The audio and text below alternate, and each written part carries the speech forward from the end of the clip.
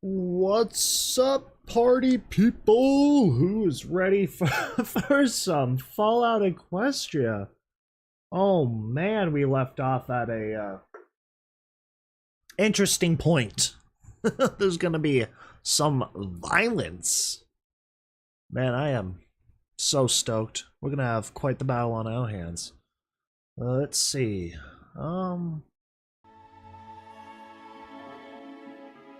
Get us thrown in there. There we are. Hello. Hello. Yes. Man. I am excited for this chapter. So far, at least a little while. We have a zebra introduced. This chapter is going to be named after a new character, probably. What else do we got? 37, 38. Okay, so these are going to be two shorter chapters. I'm going to probably be able to go through them all. Gosh, 18,000. Oof. Poor me yesterday. 30,000. Alright, well, I ain't going to hold back. I'm just going to start this off. Chapter 26, Zenith. The fate of Equestria does not rest on me making friends. Zebras. Equestria's enemies. The creatures who slaughtered us by the millions and destroyed our lands with poisoned clowns and balefire bombs. The creatures which were constantly portrayed as demonic, nightmarish, virtually without souls. Creatures who, according to the propaganda of the Ministry of Image, embodied the antithesis of pony virtues. Oh yeah? Well, welcome.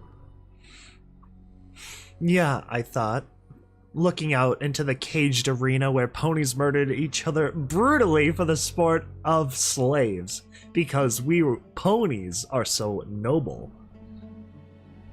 Was it fair to paint Zenith with all the wrongdoings of the members of her race centuries dead? No more so than to blame me for the things ponies must have done to them. I had my own sins to bear the guilt for. And now, assuming a raider buck named Daffodil didn't strike her down, I was expected to fight the zebra and either kill her or die by her hooves. Most likely, the latter. I'd been stripped of everything that I could use as a weapon. Even the screwdriver I'd fought so hard for and felt I had earned had been taken.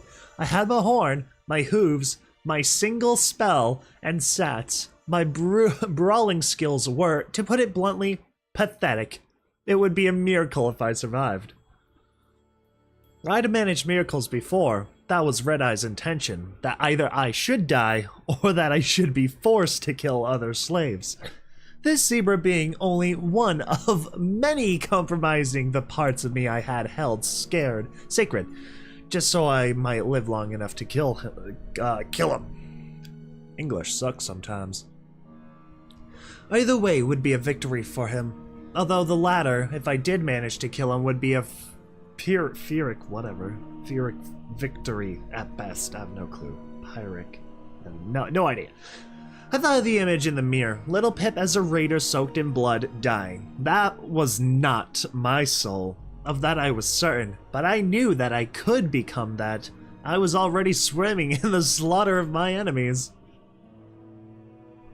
I realized that I was Monterey Jack, forced between destroying what allowed me to live with myself or just dying. I needed another option. The heat as the sun pushed down through black clouds, baking the red-tinged hellscape of Philadelphia. Daffodil stood firm, snorting heavily, the mangled corpse of Cinderblock oozing blood that soaked into the ground around Daff's hooves. I'm not sure about that.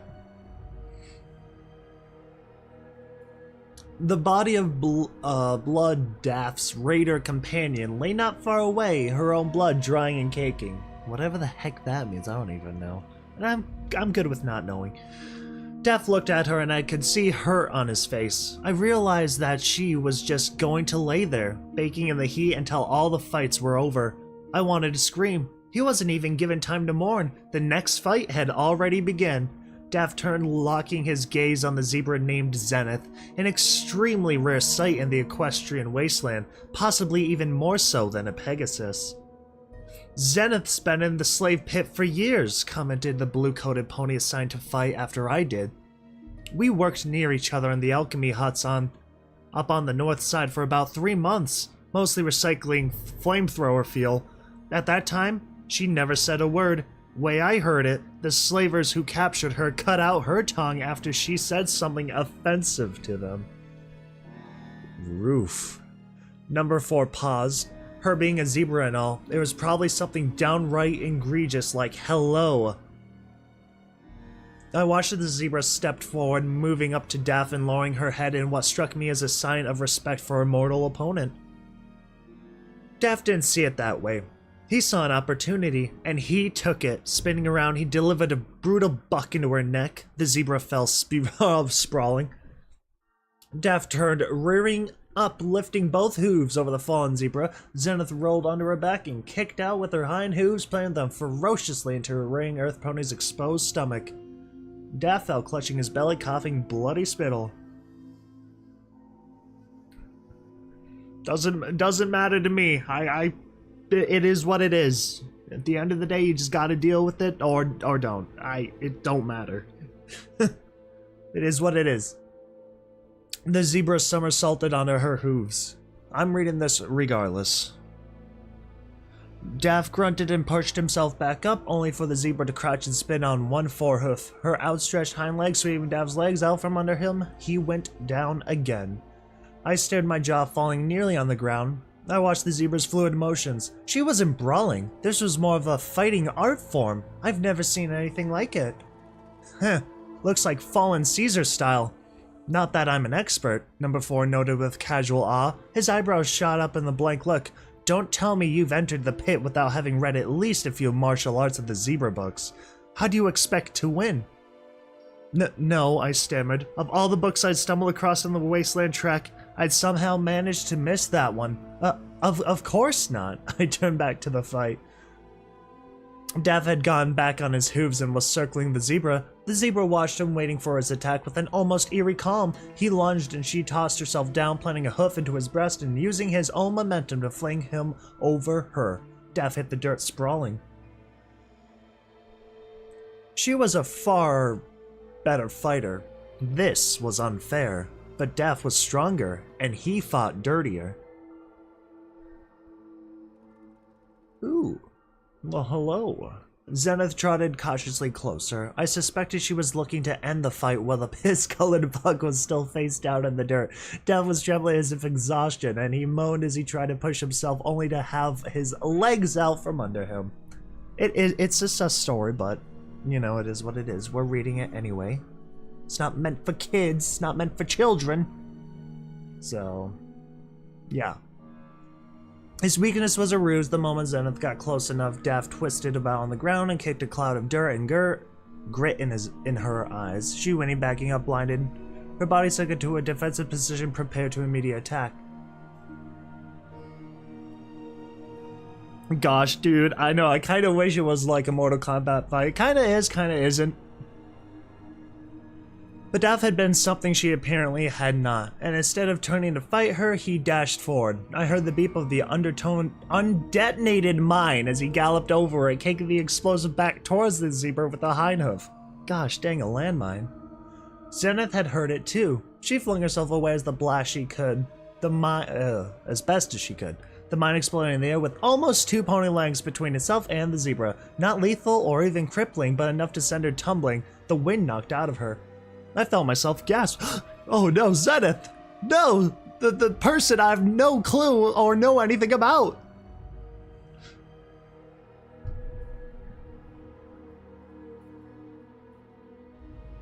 Oh, she can handle a lot more than that, Number 4 commented. The slavers regularly did a number on her back in the huts. Seemed to take great delight in taking everything out on her. Made it a lot easier on the rest of us. I bristled, wincing at the mental images his words conjured and at the stinging in my flank. The powder that the slaver had tapped against my cutie muck was sinking its nasty teeth into my flesh. Hell, I remember one time a unicorn slave messed up the recycling and set herself on fire. The slaver shot her so she didn't run around setting the whole place ablaze. Then after the flames had gone out, just for fun, then chopped off the unicorn's head. Oh my god! Whoa! That is quite violent. Like I said, not for children. Not for children, and I am going to just skim past certain things that are clearly violent and not meant for reading. Fun stuff. Anyway, Zenith was pulling herself up. Daff had used the moment of reprieve not to attack, but to run across another of the pressure plates. The latch on the barrel... no, it's not cool. The barrel above clicked free and the bottom opened, releasing gallons of glowing green slosh. Yup. Now that's what most of them have, number 4 commented. Something large fell out of the goop, hitting the ground with a wet thud. Daff was out of the way of all but a few splashing drops, but those pulled a scream out of him. He danced, shaking his glowing crap off, then turned to see his prize. 555, yeah, for real. An autoaxe lay in the spreading luminescent green puddle, glistening wetly. Daff grimaced, having just felt a few drops on his leg. He didn't seem inclined to put something bathed in that goop in his mouth. Yeah, understandable, probably very radioactive. Zenith was moving cautiously forward again. She'd gleaned enough of his tactics to know she didn't wish to engage Daff anywhere near that glowing puddle. They began to circle the spill opposite of each other, each keeping their distance from the slosh, Zenith even more than Daff. The ponies in the bleachers began to stop in unison. Fight, fight, fight. Yup, you're correct. You were definitely correct. You were reading ahead. Fast little booger. Daff made a move he had managed to circle around so he was within range of Cinderblock's corpse. With Zenith Zenith. Ugh, English. Yeah, right? Yeah, I read the comment that was in the story also.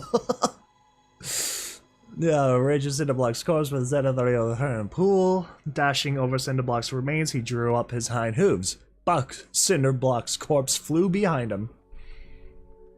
Sploosh! A wave of the green sludge surged towards Zenith. The zebra pinwheeled to the side in the maneuver I didn't even think possible. She charged towards Daff.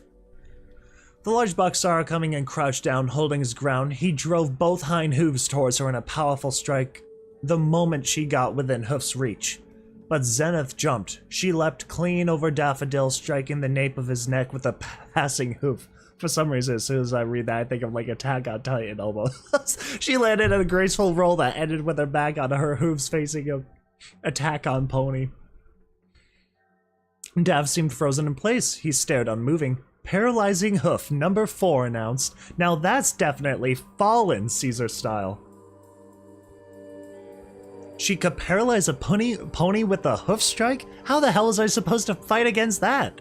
Daff toppled over. Zenith trotted up to the fallen pony, sad gaze looking into his wide and fearful eyes. The crowd began to pound their hooves. Kill! Kill! Kill! Yeah, obviously raiders are raiders and all that crud.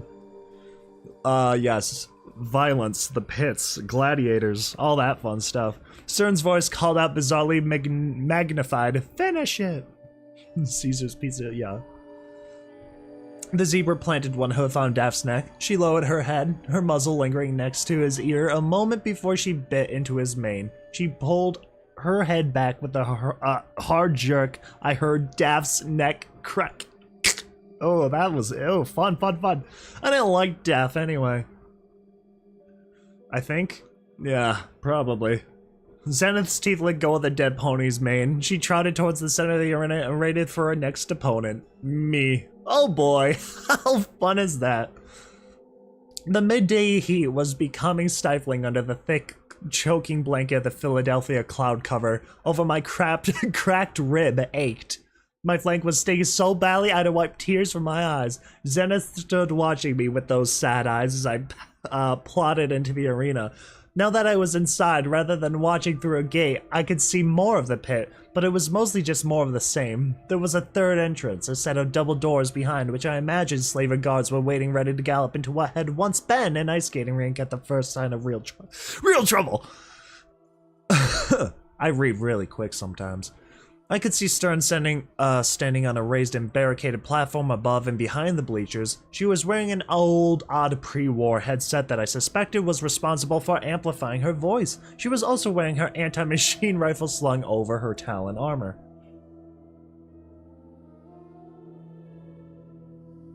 I wouldn't even say Deathclaw. I would say like a variant of Deathclaw, if anything. Heck if I know. I haven't finished the story yet. I'm still reading it. And I could see the mob of ponies staring down into the arena with gleeful anticipation. I noticed a few were eating snacks. I felt a flare of anger. A pony wouldn't want to see me brutally murdered on an empty stomach after all. I'm trying to save all of you. Why? I screamed out at them. For just a moment, I could understand how Red Eye morally justified putting these ponies through such suffering to build a better world. I didn't agree, but I could comprehend it.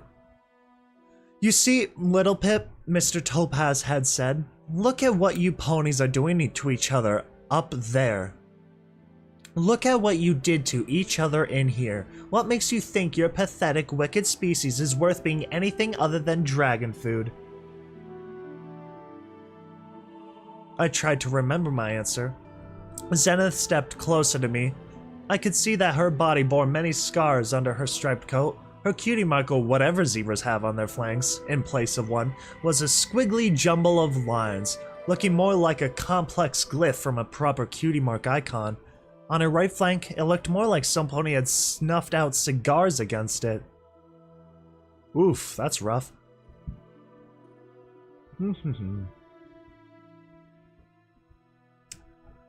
She lowered her head near me the same posture which I had taken before as a show of respect.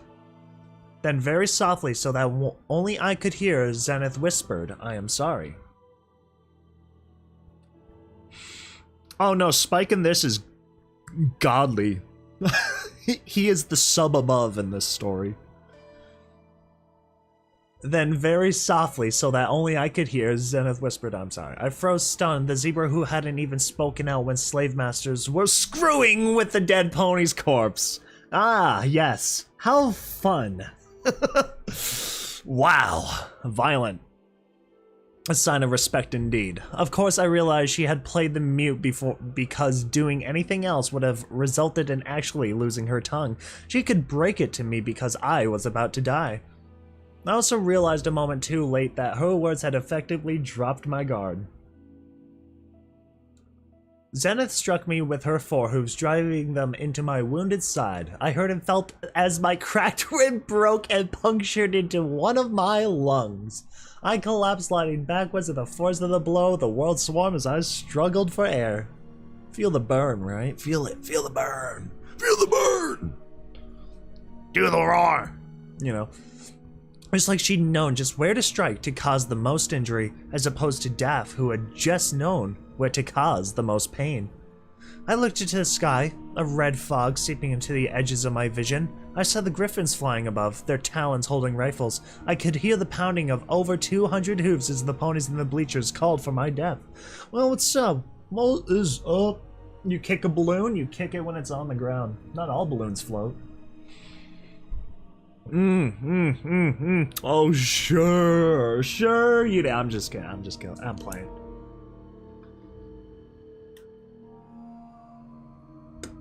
Long story short, our character, well, Little Pip, I guess, not everyone. Technically, just Little Pip is fighting an arena to the death. It was like she'd known where just to strike caused the most injuries. I just freaking read that. I hate how I do that. Read that too. A shadow fell over me. I turned to see Zenith rearing up, her hooves raising above my face for a swift final blow. I gasped, my horn flaring, and kicked against the ground. My levitation blanket wrapped around me, making me nearly weightless, and I surged up off the ground like a kicked balloon. The zebra's hooves slammed into dirt that still bore the imprint of my head. Wait, I gasped again, feeling the strain of levitating myself while I was struggling for proper breath. We don't have to do this. The zebra looked up to me with an expression of resignation and pity. Man, just pick him up. Just pick him up. Just pick him up and fling him away. Please don't do what they want you to do.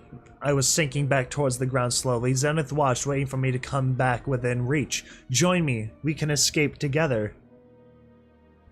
Zenith snorted, giving me a look that made me wonder just how many ponies had made this offer before. But none, I suspected, who could actually succeed. Fight! Fight! Fight! Cried in the crowd. I have a plan, I offered, trying to sound more confident than I was. My success rate with plans in the last few days had not been self-inspiring. The entire plot had been amazingly ill-conceived. Yeah, it was. It was a horrible idea. I question it even myself. I don't even know why they thought it was a good idea.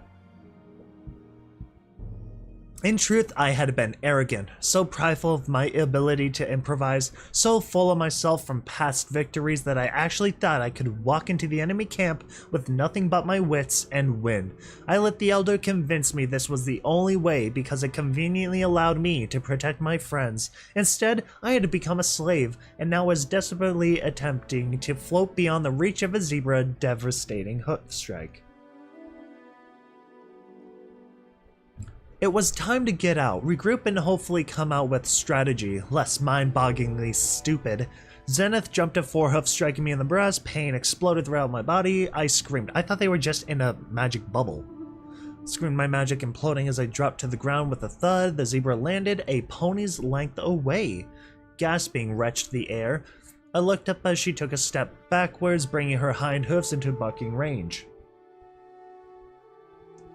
My horn glowed again. In desperation, I wrapped the telekinetic field around her throat and began to tie. Oh, dang! As I began to choke, Zenith bucked at my unbroken ribs. Oh, you're gonna break the unbroken ones too. But my choking had thrown off her aim just enough, and I had learned to dodge. Oh my gosh.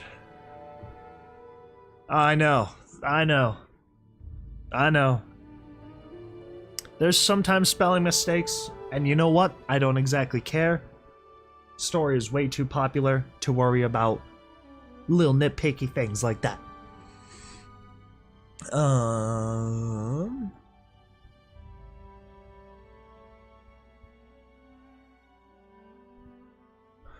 The zebra staggered as I tied my telekinetic grip. There wasn't much physical force behind my telekinesis, but I had enough to crush her throat. I didn't want to kill the zebra mare, but I had to take her out of the fight.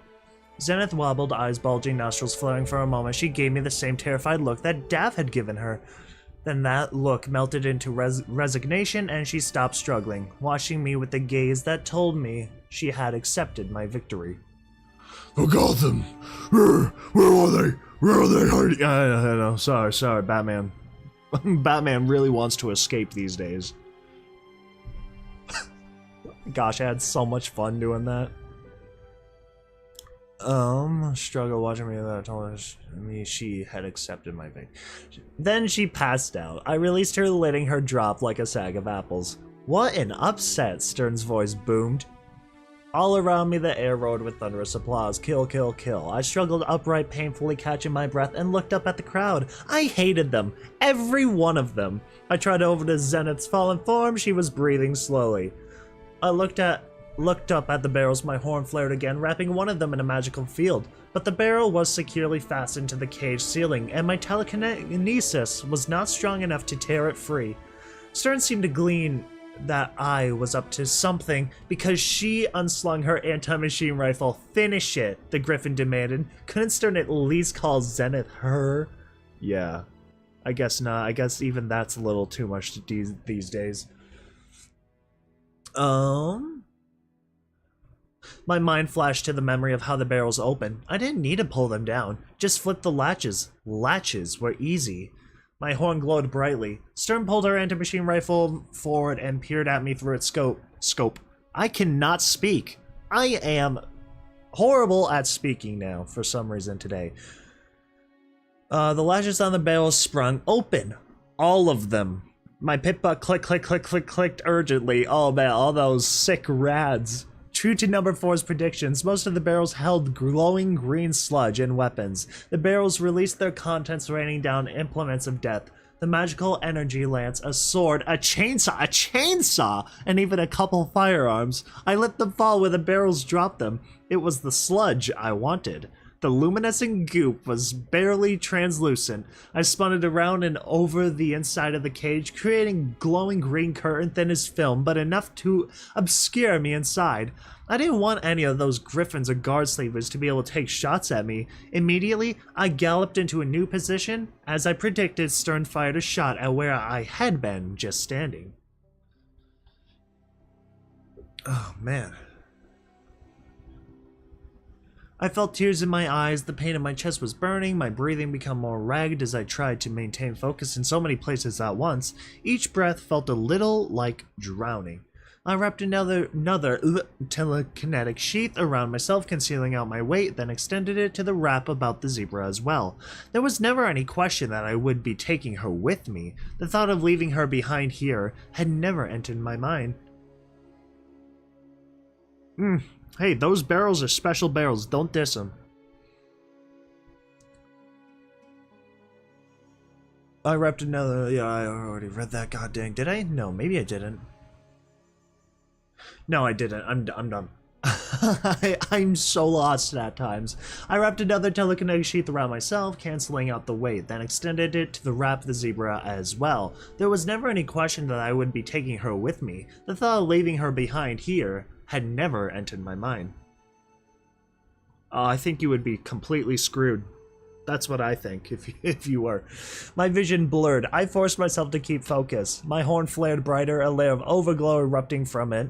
It occurred to me that a keen-eyed griffin might be able to spot the glow of my horn through the curtain of muck. But I needed to keep enough focus and channel enough power for just one more trick, and I needed more time. I telekinetically grabbed the magical energy lance and wedged it across the double doors seconds before slavers started slamming against them, trying to get in. The current weakened, holes appearing along the top of it. One of those tiers was almost directly above me, revealing the door on top of the cage which I had spotted earlier. Bound closed with simple padlocks, I kicked off, sending myself floating upwards. My eyes fixed on the padlock. I had no bobby pins. My screwdriver had been stolen from me. I should not need them. Manipulating multiple objects that were out of sight was tricky, but I had pulled pins from grenades hidden in a sack, and I knew locks. I knew tumblers and internal mechanisms. I should be able to pick a lock with my magic alone. Reaching out with my magic, I enveloped the padlock in a gentle glow. My own horn flared as a second layer of overglow burst around the first. Streams of light poured from my head. I felt a bullet lash past me, followed by the sound of a gunshot. Below, the blows against the double doors were causing the magical energy lance to bend.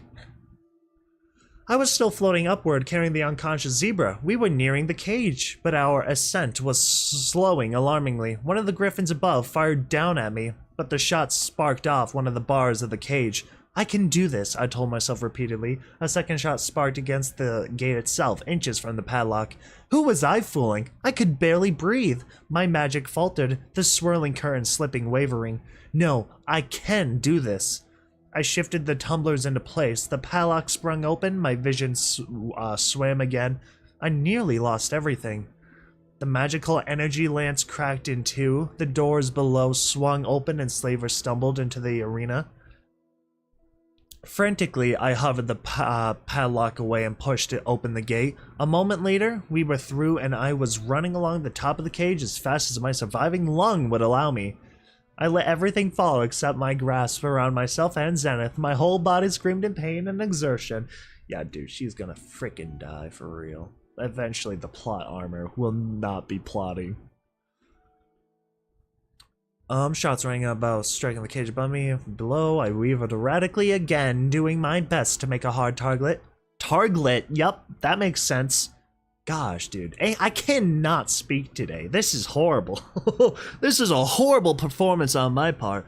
I was reaching the end of the cage. The ice arena was as far end of the Philadelphia Fun Farm. With luck, I could jump from it over the fence, again putting a barrier between me and at least the ground-bound slavers. The end of the cage came faster than I would have wanted.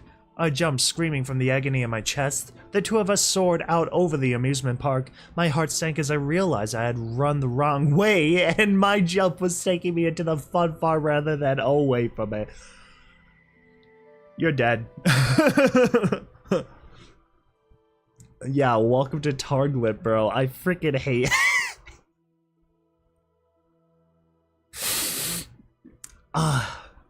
bloopers, am I right? A tearing kick jerked my right foreleg with a metallic crunch. The sound of Stur's anti-machine rifle followed closely after. Searing red agony shot through my leg. The bullet had missed, just barely catching my pit buck, but the force of that alone felt like it had shattered my leg.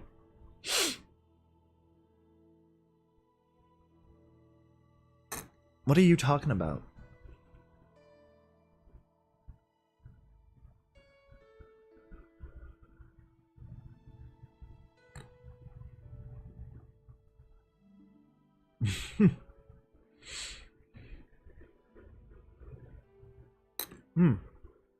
I'm on feeling world thump rhythmically through my body as riding a washing machine. Oh, fun! And not in the way young Billies do to enjoy them. While seemed crazily tilted, I can only take shallow breaths. Bright pain pulsed into my right foreleg. I heard gunfire. Bro, the bloopers are blooping. That's kind of the point of this. You know, we read it for our first time. We screw up as badly as we can. See what the story's about, you know? Have some fun while we're at it. Memory flooded back to me and my eyes shot open. I looked around, almost falling off the back of the zebra who was carrying me up a steep slope on the Philadelphia Fun Farms roller coaster track. Oh, am I high? Am I baked? Did I read something out of place? I had been out for a few minutes at most, long enough for the zebra to come to. Having awoken on the elevated tracks, jumping hadn't been an option. There were only two ways for her to go. I felt thankful that Zenith had returned the favor and taken me with her. Bro, there's a lot worse. That's not a bad choice. Not the worst word choice to describe it.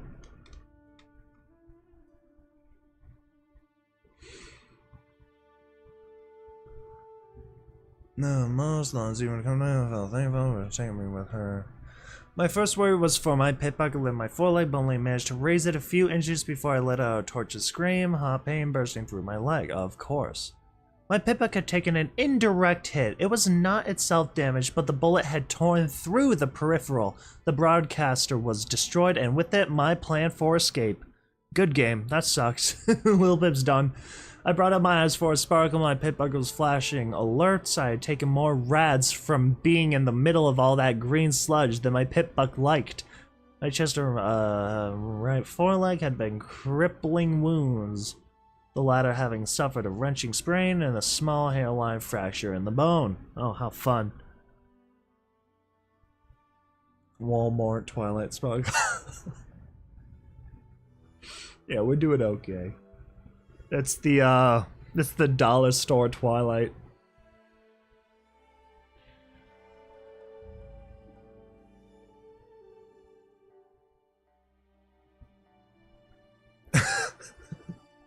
It's the dollar store Twilight Sparkle. That's so funny to me for some freaking reason. Should it be? Looking down, I saw a slaver pony shooting at us from the ground. By experience, these mares and bucks were not the best shots even at close range. If they hit us at the distance with the cover of the tracks, it would be by sheer dumb luck. Behind us, even more were charging up the track, but even more were well behind it. For example, I just feel like this is like Nuka World, but Nuka World at Fallout 4. Enough. What were the biggest threat? I looked around but couldn't spot them, which meant little. Zenith reached the apex of the tracks, stopping just shy of it. A set of three colorful painted pony-shaped carriages sat on the top of the roller coaster's hill, rusting for 200 years. That sounds horrible. There wasn't any room to go around them, leaving the zebra no apparent choice but to climb over them. Dude, that sounds so risky. Oh boy, they're about to go for a roller coaster ride. She cautiously put a hoof onto the orange rear carriage and pressed her weight down on it. The carriage gave a metallic groan. Uh-oh, they're done. They're doomed. She looked back at me with a grimace that I was not able to match. I focused wrapping us up in a levitation field to reduce our weight. Perspiration broke across my head, hot coals formed in my lungs, only one of which could catch my breath. The effort sucked all the remaining strength out of me. My magical field popped as I nearly blacked out again. No, damn it, why did this have to be happening now? It happens so much. Mortal Kombat! Yeah, honestly, yeah, that's a good way to summarize it, I guess. That's a good, short, sweet way to describe it. Hot cold on my land was going to be the effort sucked all the remaining strength out of me. My magical field popped as I nearly blacked out again. No, damn it, what is happening now? Oh, god dang, I freaking keep doing this to myself. And I had taken a magical statuette. Before I could properly float objects again, this felt much the same. Perhaps not a true burnout, but a severe drop in power. The result of having pushed so hard in such a weakened state, and true burnout could be imminent. I studied my breath and focused again. My horn glowed softly. The levitation field wrapped slowly around us. I was breathing quickly, nearly hyperventilating, but the field was holding. Climb, I gasped. Now! The zebra cautiously mounted the carriage, then stepped down onto the bench of the first seat wall. Well, ugh. The old car rocked slightly, groaning again. Step by step, she started walking across the trio of carriages. We were halfway across the purple middle carriage when a hole punched through the nose of the carriage in front, followed by a distant report. I grunted as Zenith took an involuntary step backward and fell partially into the carriage seat. Uh-oh, y'all are ready to go for a ride? Mr. Bowen's wild ride? My magic exploded and the linked carriages let out a protesting whine. Bro, they're going for a roller coaster ride. Come on, send them around the theme park. I had been wrong. It wasn't the griffins I had to worry about. It was the snipers and the damn Pinkie Pie balloons. Once we crested the top, we had put ourselves right in their crosshairs, and the carriages slowed us to a crawl, giving them easy shots. Another shot punched clean through the seat and carriage's frame behind us. Zenith dumped me off her back into the cover of the seat while she scrambled to take cover in the seat well ahead of us. We were pinned. Of course she throws you in the one closest to them. Like, if I go slightly further away, I'll be a little bit more safer, likely than you.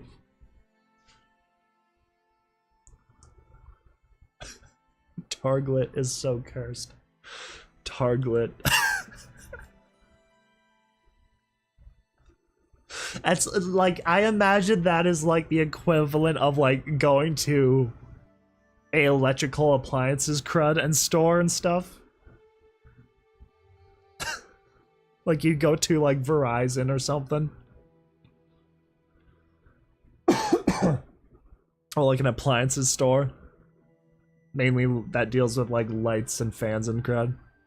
The shadow of Griffin shot over us, dropping something that hit the rim of the stairwell and bounced over the edge of the track. A moment later, the grenade went off, the sound of splintering wood oh god, accenting the explosion. I felt a subtle, unpleasant shift in the carriage beneath us. The grenade had taken out some of the beams in the already precious roller coaster's framework. Another griffin soared past, spreading his wings in, banking with alarm. I saw the creature was holding a rocket launcher. This was no time to think. We had to go. Jumping out of the seat while I swung around and bucked the link that held the front two carriages to the back one. Another gunshot ripped the air above my left flank and punched into the back carriage. I noticed belatedly that the nose of each carriage was shaped and painted to look comically like the faces of Pinkie Pie's friends. Oh, that's cute and grim. I flung my forehooves back into the seat well and bucked Applejack in the face. My body screamed in protest, my right foreleg flaring in pain and slipping. Dude, I know, that's freaking hilarious. It not real Applejack, it was the roller coaster with the face on it. Dude, imagine being like that famous that your face is literally everywhere. That's gotta suck. The orange Rio carriage squealed and began sliding backwards down the track, sparks spraying from rust-jammed wheels. The slaver ponies charging after us stopped abruptly, standing like pins before a bowling ball, then turned and tried to run the other way. One of them tried to leap onto a lower set of tracks and disappeared from sight. Well, it's a roller coaster. Get away from the beams. Just get away from the track. It's not that hard. Without the rearmost carriage as an anchor, the front two began to slowly slide down the forward slope. I swung myself trying to hook my injured leg back around the seat well's edge. I succeeded, but the pain slammed into my head like a sledgehammer. I screamed, nearly slipping free entirely. Feel the burn, feel the burn. So they jumped back into my seat well, grabbing my mane in her teeth. In her teeth. The rocket launcher. Griffin fired. A streak of smoke shot towards us, tipped with a violent death. That's gonna be fun. Oh my gosh, that'd be hilarious. They'd be like so hate each other. Oh, that'd be hilarious. Zenith wrenched me into the carriage, pushing us both down as far as we could go. A moment later, the rocket struck into the track almost where the rear car had been. The explosion washed over the top of us, cutting the backs and shrapnel and kissing us with flame. The carriage lurched forward hard, bucking up from the track and slamming back down as bits of metal track and chunks burning wood rained into the park below. What had been a slow crawl forward was abruptly transformed into a racing plummet. Dude, enjoy it. Enjoy it. You're in the first roller coaster ride in over 200 years. That's gonna be awesome. The carriage bumped and rattled, squealing all the way down. The light blue carriage ahead bucked and skipped, threatening to jump the tracks. If it did, we were done for. There was no calamity catch me this time. My stomach lurched violently as the downhill slide swept into an uphill thrust, tossing us against the seat well's bench.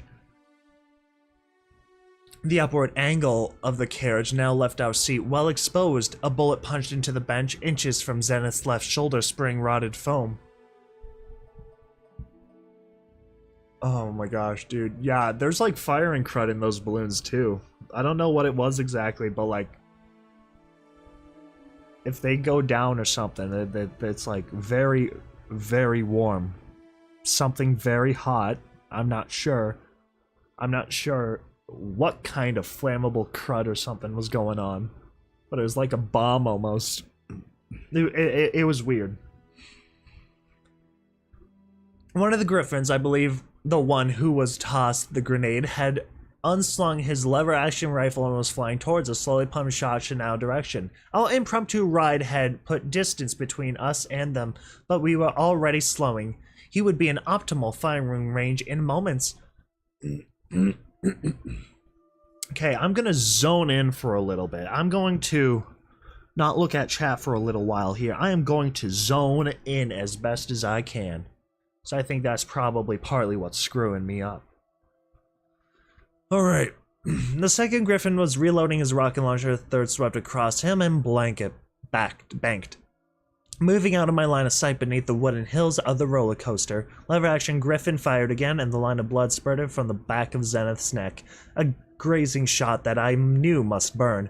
But she gritted her teeth and kept silent. The griffin moved closer, aiming, and fired again. The rifle was empty. Cursing, the griffin drew up into a hover and began to reload. Yeah, just get more. It's not like they're gonna fight back. It's not like they have guns or anything. They literally don't. So, oh no, I have to reload on a target that has nowhere to go. Oh, screw me, I guess. You freaking idiots. Gosh dang, calm down. Calm down, you calm down.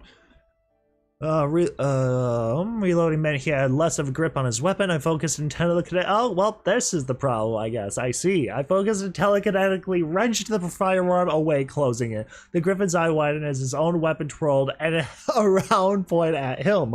Boom. Dang. Blam.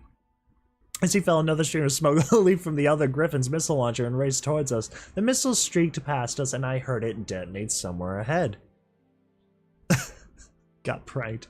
I urgently floated the lever action, checking the shots. The griffin had only loaded 2 bullets into the rifle before I had snatched it away, leaving me with 1 shot. I had to choose my next. The third griffin suddenly swooped up right next to our carriage. as we crested the smaller hill, aiming a scattergun point blank at our faces. Blam, the griffin smiled downward, my barely aimed shot having gone through her wing. That's hilarious. Oh man. Zenith was cringing in the seat. Well, I dared to sit up and look ahead. At the base of his hill, the track took a sharp curve and shot into the tunnel that passed through the barn-like Ministry of Morale building. But that second rocket had torn a hole in the track. Zenith muttered something in a strange tongue, appearing at my side, then in a low voice, I hope this is still going according to plan. Yes, I lied. I crawled forward, cringing as a balloonist sniper. Sent another shot into the track ahead of us, the bullet from the anti-machine rifle obliterating a track tie. I hooked my flanks against the forward seat well and slid over the face of Twilight Sparkle. The small horn protruding from the front gave me something to brace a shoulder against. Reaching down with my left forehoof, I kicked at the latch, freeing the light blue forward car. Oh, Rainbow Dash car. Free to the extra weight, the forward car began to separate. Slipping ahead, it hit the turn, then the gap, and the Rainbow Dash carriage did what it really wanted to do. It flew from the tracks and caught air. Now 20% cooler! Focusing for all I was worth, I developed the Twilight Sparkle car in my magnetic field. Negating our weight, I prayed to Luna that it would be enough to let us jump the gap. I prayed to Celestia that my strength, wouldn't give out until we had. If there had been any doubt in my mind that the goddesses were watching us from above, it evaporated. Both prayers were answered.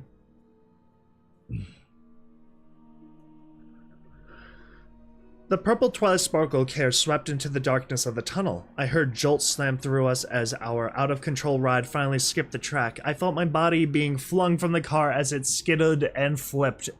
I hit the track roughly. New pain bit deeply into my shoulder and arched like electricity along the nerves of my left foreleg as my left shoulder struck the metal rail. Zenith remained huddled in the seat well as the carriage rolled once before crashing against a row of clown pony-shaped pylons. I looked up wheezing to see the zebra's form crawl shakily out of the wreckage. I struggled to my hooves, both my forelegs protested with discordant pain. My head swam. I wondered if I was in shock. Yeah, you're probably freaking out after all you've been through. I'm surprised you've never been in shock earlier. Zenith trotted up to me. So my little pony savior, she said in a low, exotic voice. This is still all part of the plan, yes?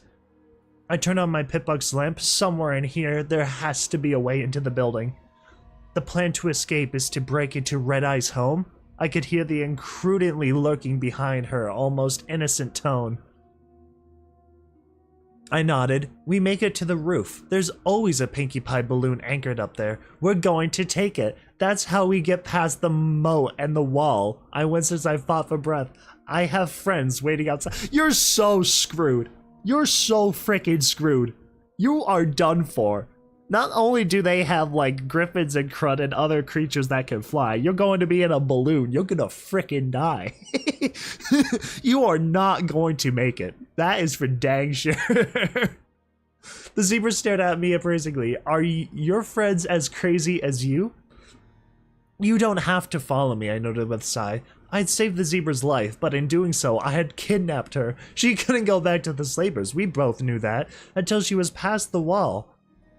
I'd pretty much trapped her with me. After that, however, although I really wish you would. You've saved my life, little pony, she answered. You are responsible for it now. It is up to you to get me to safety. Until then, I follow. Oh man, I nodded, and after? You are still responsible, she said firmly, unless I take that responsibility from you.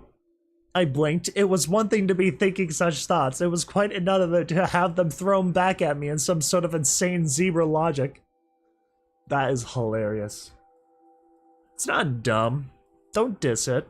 That's rude.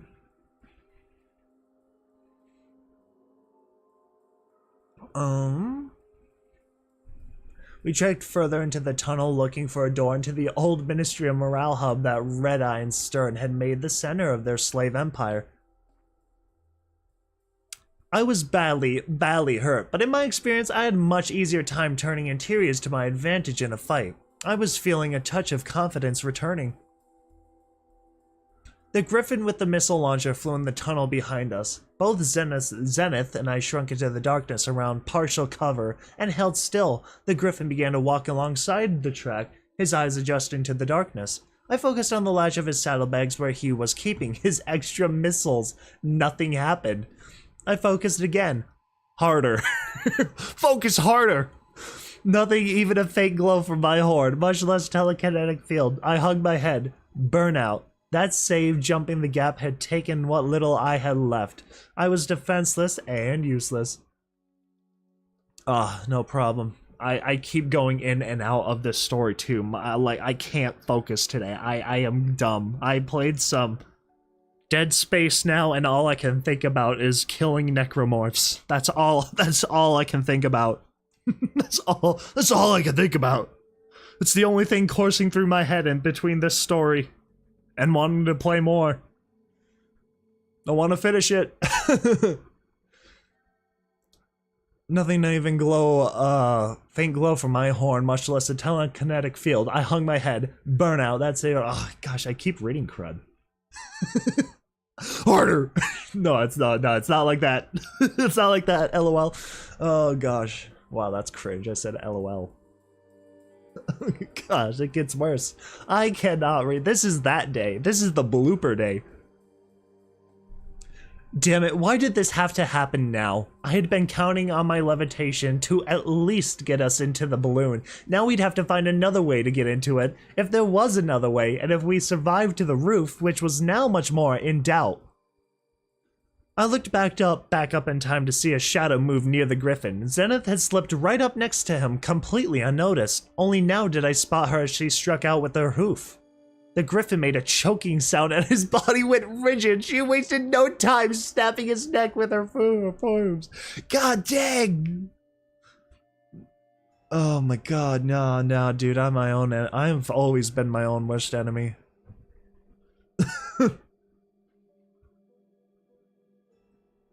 Is Noah cringe? Yeah, that's definitely proper grammar, you know?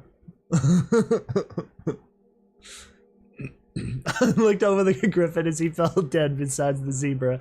I wished he had been carrying a rifle. I did contemplate taking the missile launcher, but then, not being steel hoops, I decided against it. Clearly Zenith preferred a stealthy approach to combat similar to my own. Plus, with the lack of experience, teeth-wielding high explosives inside a building seemed like a very bad idea. Oh my gosh. Oh, hey, if I am cringed, that's absolutely awesome. I'm glad... I'm glad I can put that look on people's faces. I'm glad if I am cringe, I can look somebody in the eye and just watch their reaction as their face puckers. It'll be absolutely hilarious. It's always an enjoy. Like, you're gonna get the weirdest look, and it's gonna be so funny. Oh man. I also wish his armor was more pony-shaped. I did, however, empty his saddlebags and take them for myself. I peeked around the corner, staring down a decaying pink hallway. Two ponies wearing armor and Red Eye's colors were standing guard near a wall terminal, watching over a shallow alcove opposite them. I thought I saw the glow of the sunrise sarsaparilla machine coming out of it. These guards weren't actively hunting us, but as best as I could tell, there was no way around them. The only other way up had collapsed decades ago. Still, I felt a pang at the idea of attacking ponies who weren't even threatening us, slavers or not. This stretched the definition of self-defense. I wondered if it would be possible to sneak past them, but the hallway was far too narrow and they were standing with their tails to the walls. We'd have to pass directly in front of them, and no matter how light-hooved we were, crouching didn't make us invisible.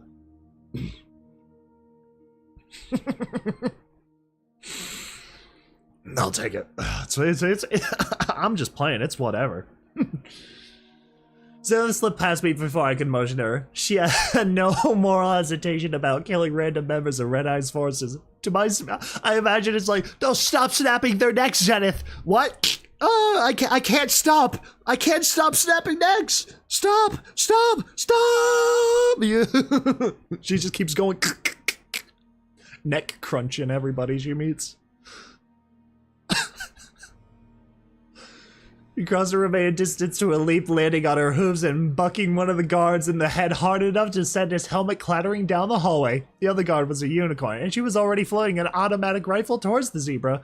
I screamed out of the pain in my legs as I charged the guard, lowering my horn. The unicorn turned surprised by the second attacker, giving Zenith a chance to kick the automatic rifle. The magical field around it imploded as the weapon flew out of it, bounced against a dingy pink wall. My horn glanced off the guard's armor, hurting me more than her. Her horn was glowing. Electricity burst around her, tearing out my nerves as I stumbled and fell to the floor. Between the guard's legs, I could see Zenith's collapse as well. I groaned, remembering that, unlike me, other unicorns have more magic than mere telekinesis under their hats. Stop! I know, it gets worse. He wrapped her automatic rifle in a new sheath of magical energy and floated it over me, apparently considering a unicorn attacking to be the most dangerous threat. Fatal mistake. The automatic rifle went off, peppering the ground next to me with bullets as Zenith swept the unicorn's legs out from under her. I was barely able to move, but the zebra seemed to have recovered most of her faculties. Gosh dang, Zenith is OP. Little Pip's got no game on her, for real. Striped companion rolled onto the guard pony and struck her repeatedly in the face with her forehooves. I cringed at the sound of the unicorn's horn shattering. The magic around the rifle evaporated, the firearm fell to the ground within biting distance. Hey, yup. No, hey man. It's a story. We're reading a story. Use your imagination or don't imagine at all and click off right now. Oh god, you guys are too much. You guys are too much. I bet half of you are children too. Half of y'all shouldn't even be here. Half of you should disappear. Oh man. By the time I had gone up, rifle and mount, Zenith had rendered both guards deceased.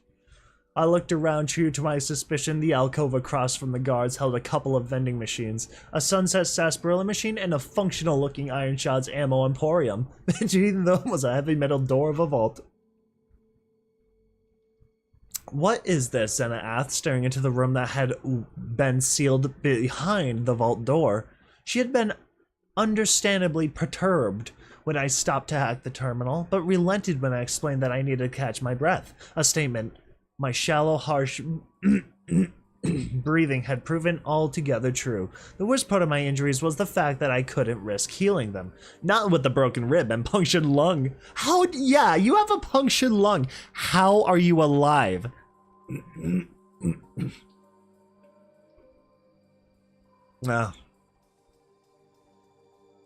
Let's see.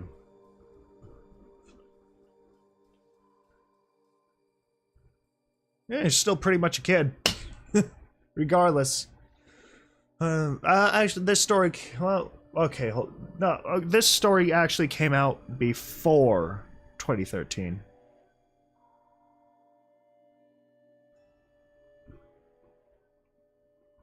It just got published to Friendship is Magic. The website I'm reading this from is 2013.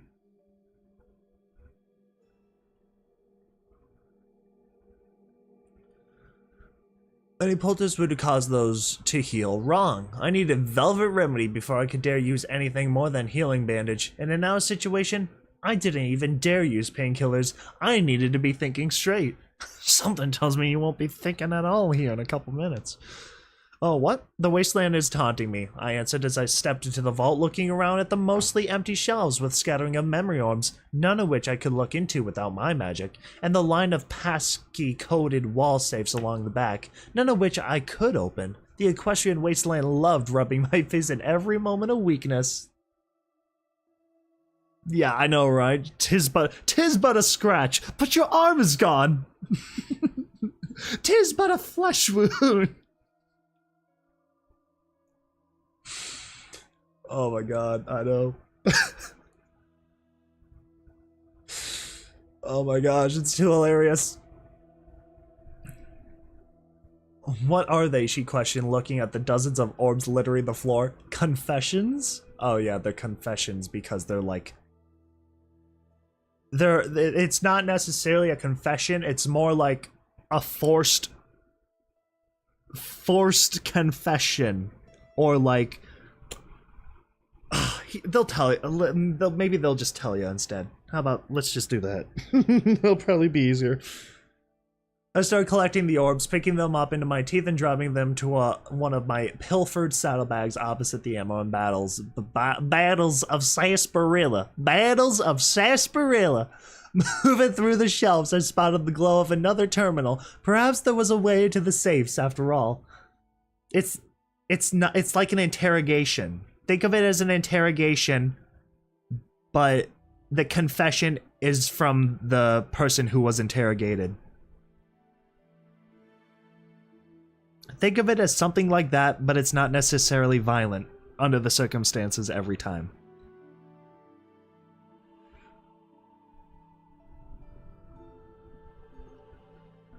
It's called a memory orb.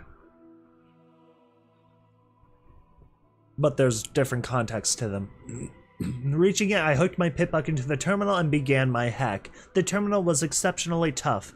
The little pony in my head started crying out for Mentos at the third time that I was forced to back out of the system before security protocols could lock it up. I fought to silence that voice. I was increasingly aware of how long this was taking. Stern had ponies scouring the building and surrounding grounds for us. They were spread out, but eventually one or more of them would stumble across us. One more try, insisted Zenith before I backed out a fourth time. If I can't get it, we go. Why are you trying to unlock Red Eye's safes anyways? What do you hope to find? Zenith asked reasonably. Balloons? Tickets, perhaps? I snorted. I was about to reply, probably with something snide, when I found the password. Sir Lancelot. After staring at that for a moment, I no longer felt bad about not figuring it out sooner. From the timestamp on the terminal, it became clear that no pony else had figured that out either.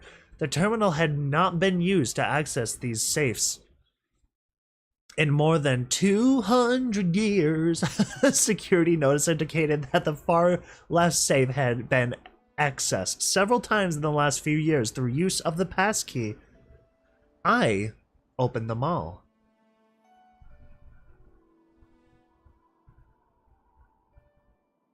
The far right safe held a badly damaged memory orb case with a single orb inside. The other three were gone. There was also an audio log, a dingy cloak, a stealth buck, and half a dozen files. I caught Zenith's reaction as I... Hold on, I have like a scratch in my eye. Yeah, that makes no sense. There's an itch. I have an itch on my eye. No, that doesn't make sense exactly either. My eye is itchy. My eye is itchy. As I pulled out the clock, even though she recovered quickly. What? I asked. Nothing, she lied. I took the audio recording and memory orb, keeping them separate from the mess of orbs I had collected from the floor. I offered Zenith the cloak. Its dingy color would provide better camouflage than her stark stripes, and it was too large for me. She nodded and put it on, but it slipped off. The neck clasp was broken.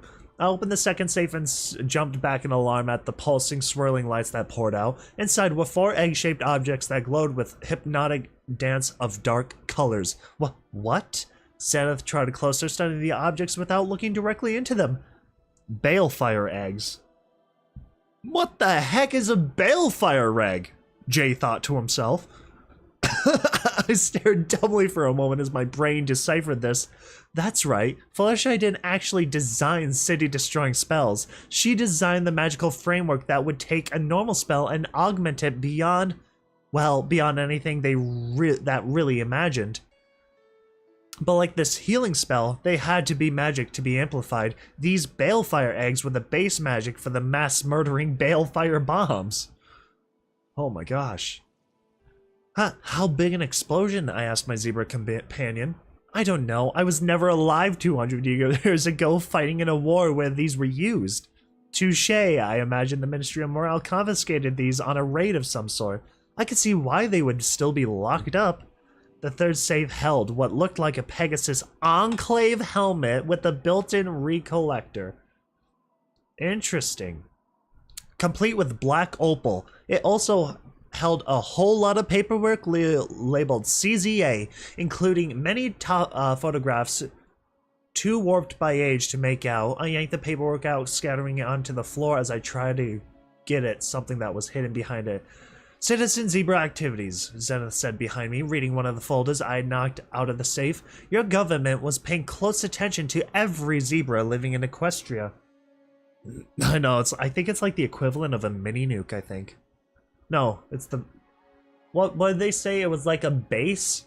It was a base to the mega spells? I'm not too sure how I read that exactly correctly or not. I'm not too sure. I know they explained it. I'm not sure if I was zoned in enough.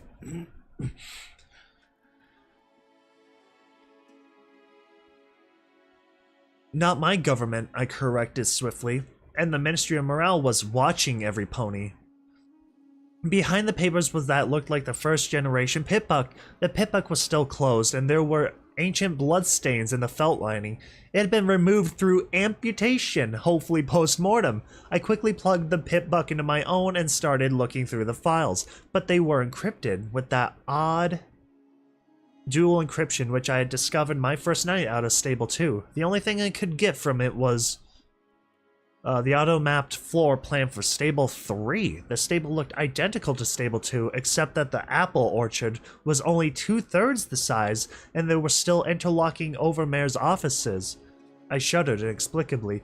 The final safe was the one Red Eye had been using, and it held the big prize. The schematics for the radiation-powered engine. What the heck is a radiation-powered engine? I don't even know.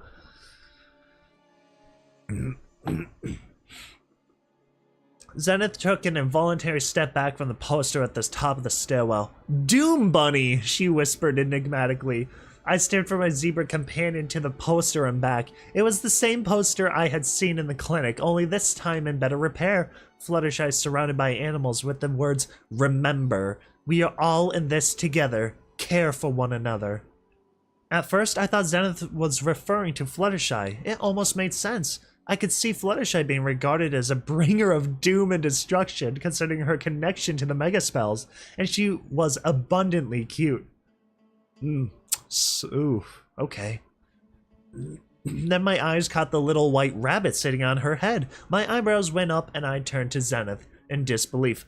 Doom Bunny? Seriously?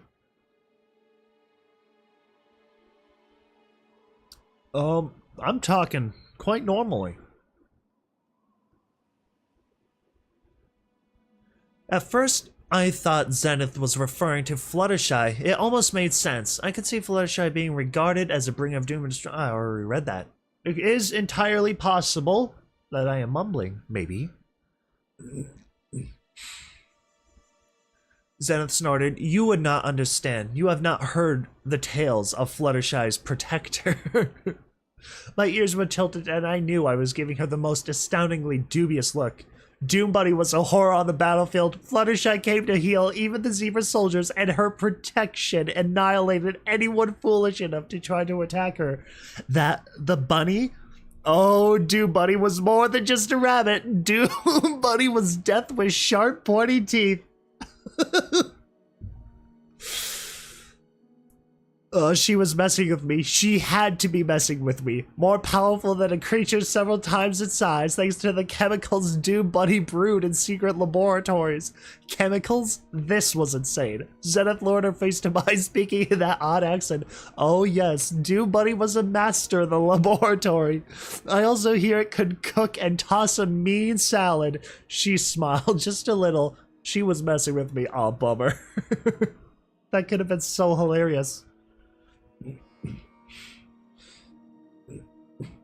Although from the look in her eyes, not entirely. We moved on, finding ourselves all too appropriately in what seemed to be research laboratory floor. Beyond the stairwell was a single door with a small window set into it.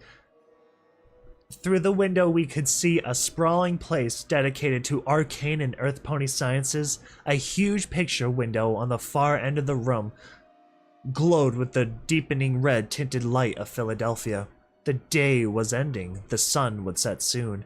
We slipped through the door silently. The only pony trotting out around inside had not noticed our entry. Zenith made quick work of him. I put down the automatic rifle and started tugging off his lab coat. Zenith raised an eyebrow as I shucked it on. It's not much protection, I admitted, but anything is better than nothing. I could have taken the armor from Red Eye's guards, but after nearly being killed by a Pegasus, I wasn't going to make that mistake again. Besides, it makes me feel more sciencey. Zenith rolled her eyes, then trotted towards the apothecary cabinets in the trot-in closet towards the back of the room. She put a hoof through the lock on the first one and pulled it open. Dude, Zenith and I'm sorry, not Calamity, Velvet are gonna have a blast together. I pulled up my audio recording, downloading it into my Pitbuck, and to play it well, we gave the room a look over. My eyes fell to schematics for party time, Mintalls. This research lab certainly would have everything I needed to make some, and I was feeling increasingly desperate. It took a severe force of will to scroll away from the recipe. I forced myself to think of Calamity, Valor, Remedy, and Homage. I remembered Homage's sweet voice, and something she said floated back to me. Oh, a mixture of rage and painkillers. A friend and I found the recipe in the ruins of a MOP clinic when we were younger. I blinked and called out to Zenith. Wait, you mean to tell me that Fluttershy's pet rabbit invented Stampede?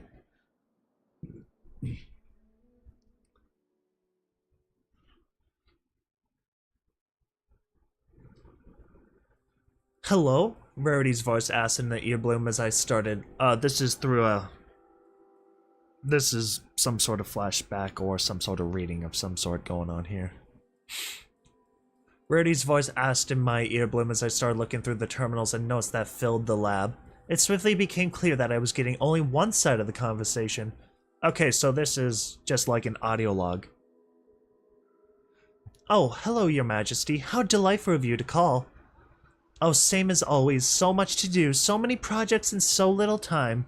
Honestly, half the time I feel the same about running a ministry as Fluttershy felt about being a model, but the other half I absolutely love it. Of course, I will find the time to create new dresses and to get my beauty sleep. I think I'd go insane if I didn't. Oh no. A few missed meals never hurt any pony, and it helps keeps my figure, of course. Yes, I did hear what happened to Zecora, and I am as enraged by it as any pony. I've already promised Pinkie Pie any resources my ministry has to offer to help hers hunt down the brutes responsible to bring them to justice. On the plus side, you have to admit, the new poster line is really effective. No. This is a flashback. This is a recording. Rarity sounded legitimately upset about Zecora, and the only thinly pleased about the effectiveness of her propaganda. The name was familiar. Oh yes, the zebra who was Applejack's friend, possibly a friend of all of them. I could see why Rarity would draw the connection. Pinkie Pie, she's always eccentric, darling. No, not any more than usual. No Princess Luna. I don't think you have anything to worry about. Strange and Pinkie Pie go hoof and hoof. You just learn to accept that about her and love her all the more for it.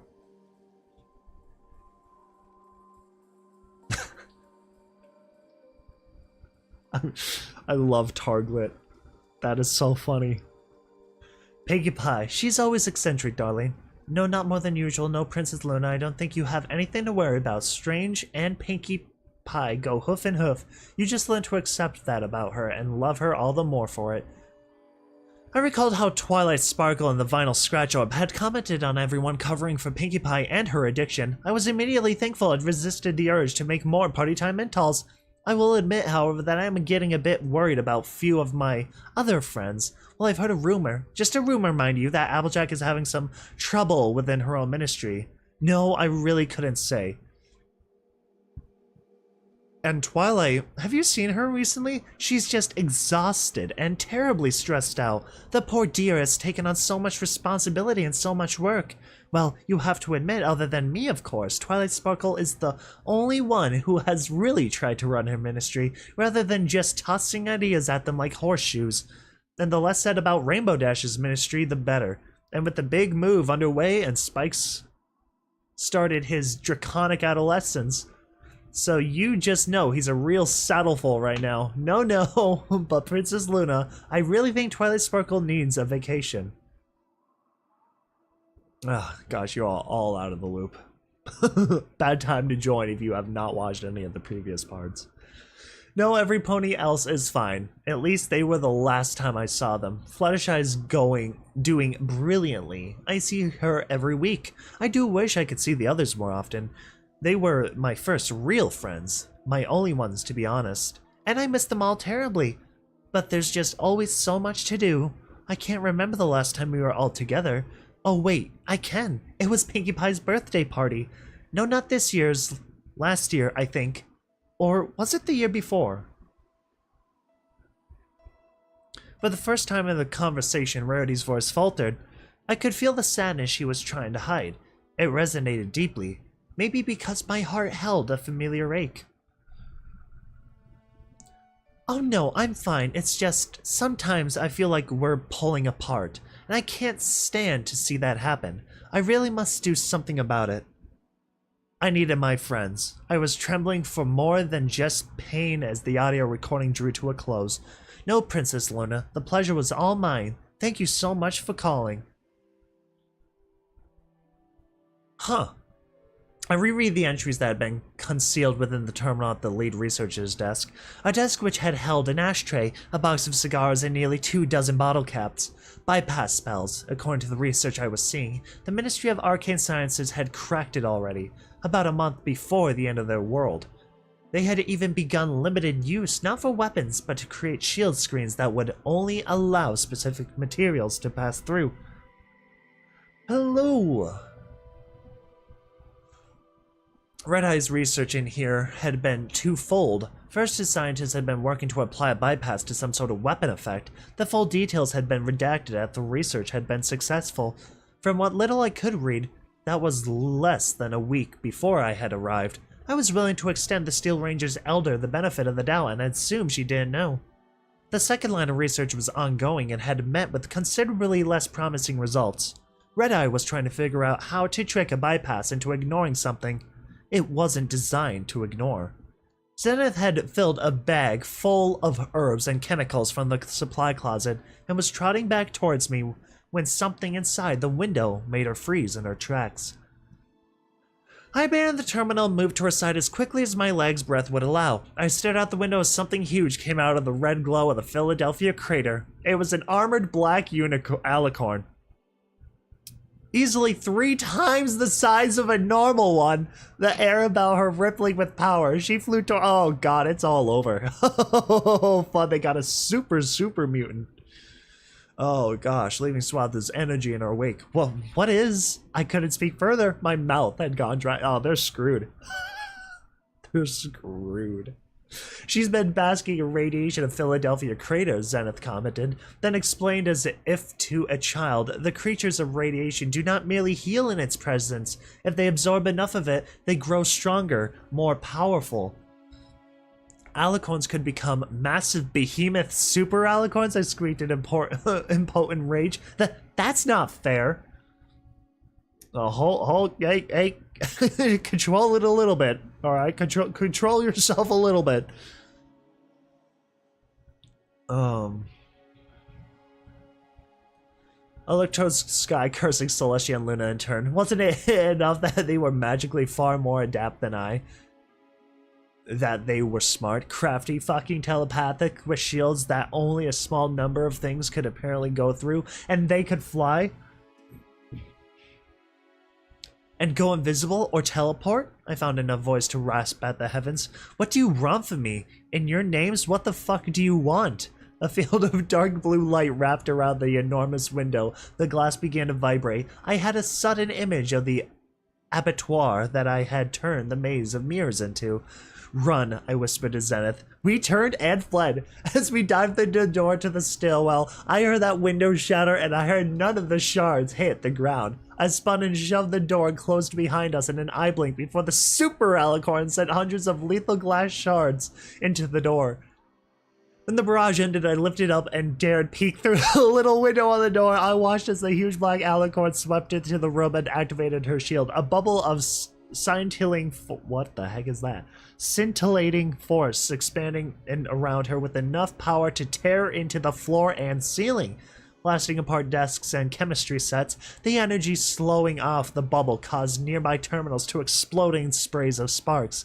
I saw the automatic rifle which I had left behind fall through the broken floor into the level below. Dude, yeah, I said it before, I'll do it if the script I'm reading includes it. Which, the script I am reading includes it, so I will then do it.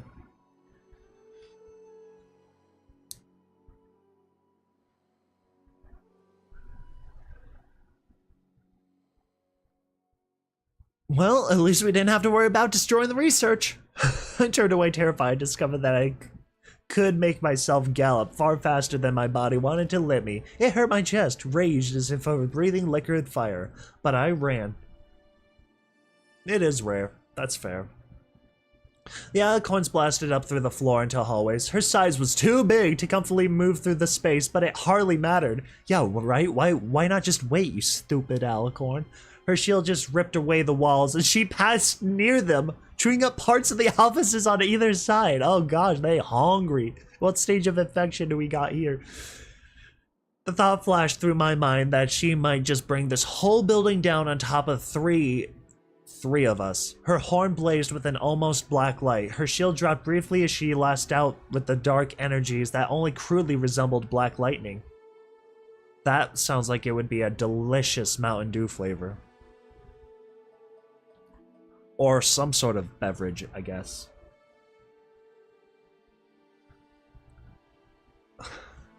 If you don't know it, you don't know it. I don't think so. I don't think so. I don't think that's really a spell here. I tore around a corner, my body feeling like it was about to explode and then explode again. Zenith was in front of me, moving far more gracefully. The hallway behind us was shredded with smell of ozone and black licorice. Black licorice! Oh man, there it is! Oh man, they said the candy. I followed her up another flight of stairs, screaming out in agony and hating the building for making us climb. When the damn monster behind us didn't have to. The super alicorn tore through the ceiling, hovering in front of us as we made it to the top. I stumbled and crashed to a stop, realizing with utter loathing that we would have to go back down. Only my body didn't want to move anymore. My body wanted to give up and die. I felt Zenith bite into my mane and toss me onto her back. The giant black alicorn spread her wings and pointed her horn. A point of light flickered in the front of her shield, then spiraled to create an opening. I realized with dismay and amazement that even if I had my magic, it would be useless. This alicorn shield was so powerful, even she couldn't cast a spell through it. Pie-flavored glass. Yum, yum, yum. I don't know. I don't know what this alicorn's capable of. This is the first time we've been introduced to it.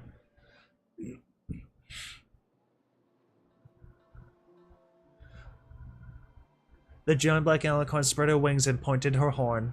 A point of light flickered in the front of her shield, then spiraled to create an opening. I realized with dismay and amazement that even if I had my magic, it would be useless. This alicorn shield was so powerful, even she couldn't cast a spell through it. Zenith went down, dropping me like a sack of pain. Huh. I saw her twitching. The tweaker. Heart attack spell. She would be permanently damaged or dead within seconds. I screamed at the super alicorn for being so ridiculously powerful and evil and totally unfair. Well, now 20% cooler at the goddess for allowing such a nightmare to exist and for making me face it, and just after I had lost my magic too, at the Philadelphia creative for being so damn radioactive. Yeah, honestly, that's quite the OP ability. You just sunbathe in radiation and then suddenly you just get OP. With a rage-filled strength beyond what I could actually muster, I wrenched my suffering body off the floor and galloped at the creature, which I suddenly realized looked an awful lot like those old pictures of Nightmare Moon.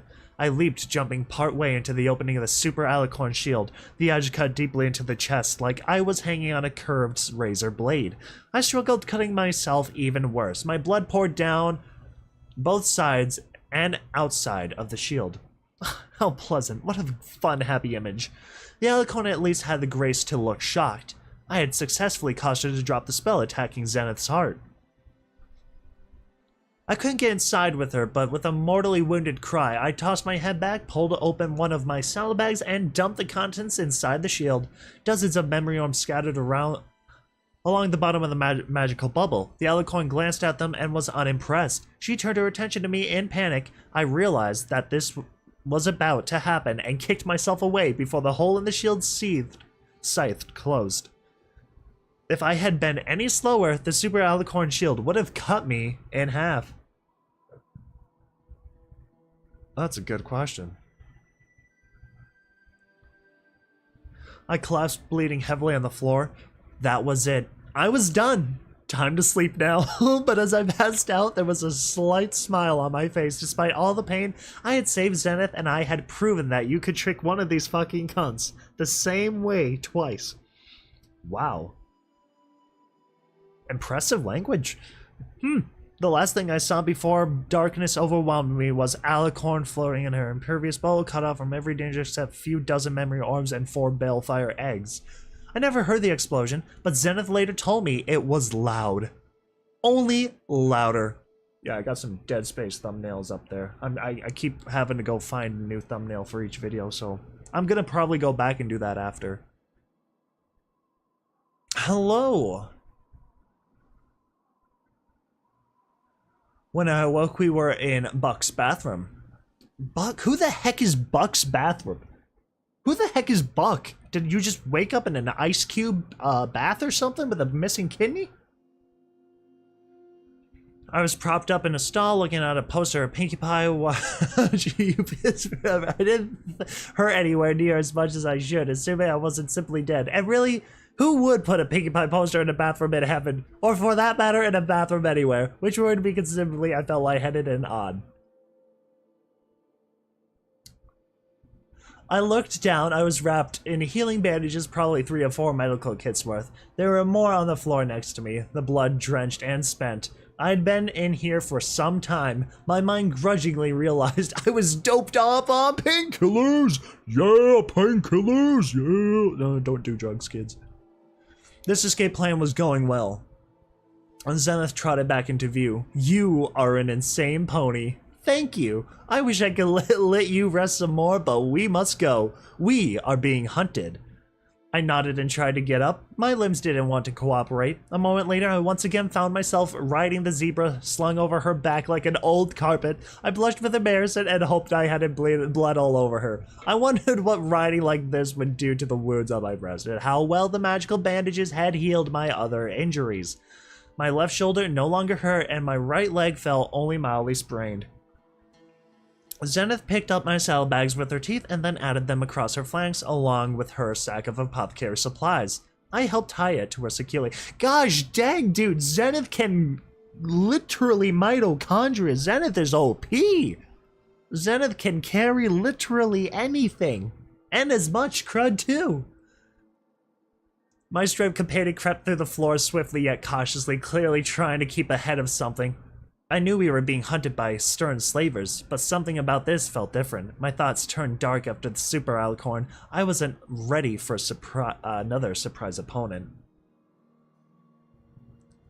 What's after us? I asked, dreading the answer. Winter, Zenith whispered in an ominous tone. How long was she out? My painkiller fogged mind fought to make sense of it. It's summer, I responded blandly. The zebra snorted. Red Eye's cyber dog. Oh, I thought they was like, dang, she was in a coma? Dang. But no, the zebra snorted. Red Eye Cyberdog, Winter is tracking our scent.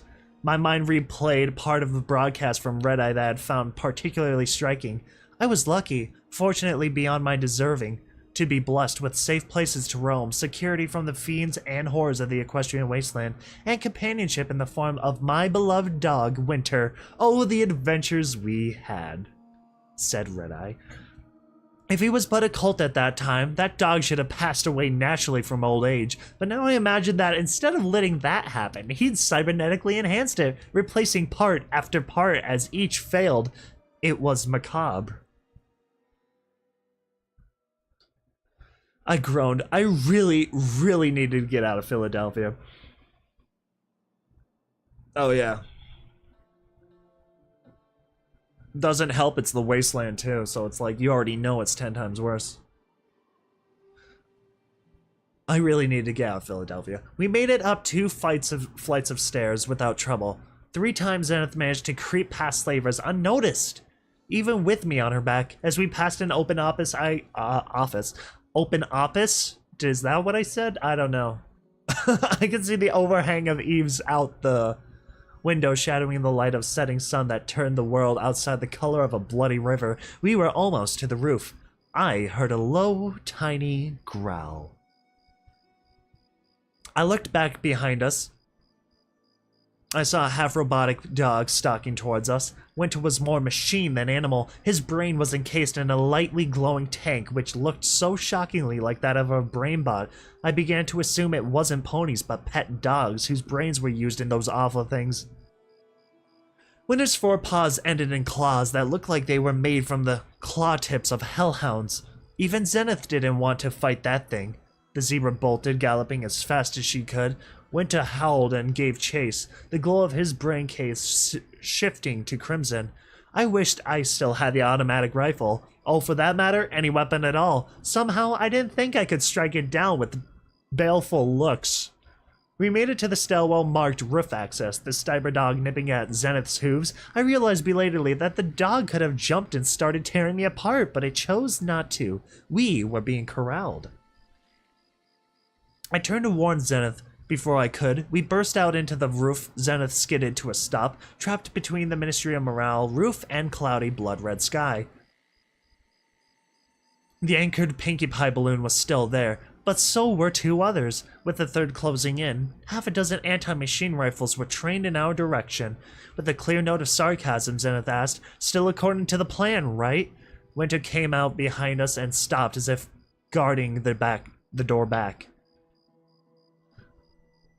I closed my eyes waiting for the shot, but the sniper ponies were hesitating, waiting for something. The growl behind us gave Zenith a clue. Red Eye's coming. Uh-oh. They're on the top of the roof. We got some cinematic type crud going on. The final confrontation on top of the skyscraper. Oh, I can already see it.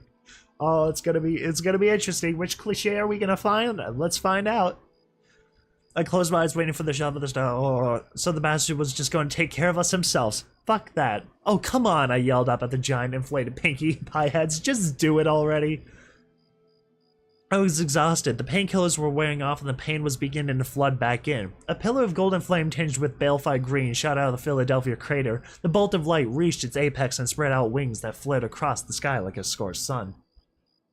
Nope, we're still on chapter 1. We are going to do another one. After this one.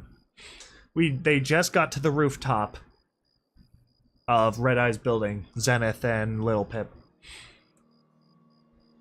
Firelight dipped and swooped towards us, burning with an aura of emerald and gold nearly 100 times her size. The creatures of radiation do not merely heal in its presence. If they absorb enough, they go stronger, more powerful. Sorry, Celestia, Luna, for everything bad, I thought. The incoming Pinkie Pie balloon erupted in flames just as Pyrolight's passing. The majestic harbinger opened her beak and bright green balefire blasted out, tearing across the roof above us. All 3 of Pinkie Pie balloons ignited, becoming infernos. Bits of burning balloon and slaver flesh rained down on us as the blazing zeppelins began to collapse, sinking towards the amusement park below. I hoped nastily that it was full of slavers surrounding the building. Firelight, I cheered, clapping my hooves in applause. Zenith stared upwards, having lost the very notion to speak. The cyberdoll panicked and fled down the stairwell. Firelight swooped around. I could see the energy she had absorbed was already bleeding off of her, like the scintillating waves that came off a black alicorn. The bird dived, and I thought I could hear the crackling of fire and the sound of slaver screams below. Wait, I'm sorry, so did Firelight get bigger? Is that what I'm understanding? I was so overjoyed in the turn of events that it took me several minutes to realize that Firelight had incinerated what I had hoped to be our ride. We were still trapped in Philadelphia. Our capture was ignominious as it was inevitable. I found myself staring through a haze of red, not a fault of my own vision, but property of the room we had been marched into. The air was filled with some sort of odd steam. My already strained leg pitched a fit as I attempted to breathe it. Red lamps lined the room, diffusing their light to make the air take a sickening scarlet tint. There was a line on the floor that the well-armed griffins beside us had warned us not to cross. Winter crouched nearby, ready to launch himself at the first to run. With Zenith skills, I thought it might still be possible to fight our way out of the situation, but the very idea made me want to drop from weariness. Red Eye trotted up through a door on the opposite wall next to a large dark screen. He raised a hoof and the griffins flanking us took their leave. I heard them lock and bar the door behind us. "Little Pip," he said graciously, "sit, relax. I mean you no harm." Obviously, the same couldn't be said for us. I was still processing the mere notion that Red Eye would lock himself in a room with us when Zenith charged at him, murder in her eyes. She slammed against an invisible wall hard enough that she was lucky she didn't break her neck. I stared around and realized suddenly the reason for the odd atmosphere. "You're using the red mist to conceal an alicorn shield," I surmised aloud. I was actually slightly impressed. "You must have at least 2 of the green ones doing their statue thing just behind the walls." Red Eye beamed at me, literally in the mist. The line of red light shooting from his cybernetic eye was clearly visible. I wanted us to be able to talk freely, without any pony attacking any pony else. He shot a wry look at the recovering zebra. "What do you want?" I asked Dorley. "There's only one reason I could think of him to spare us, and I didn't like it. All I want you to do is something you were going to do anyway," Red Eye said in a tone both casual and infuriatingly confident. "I just want you to do it on my time scale." Great, my mortal enemy had a quest for me. My life sucked.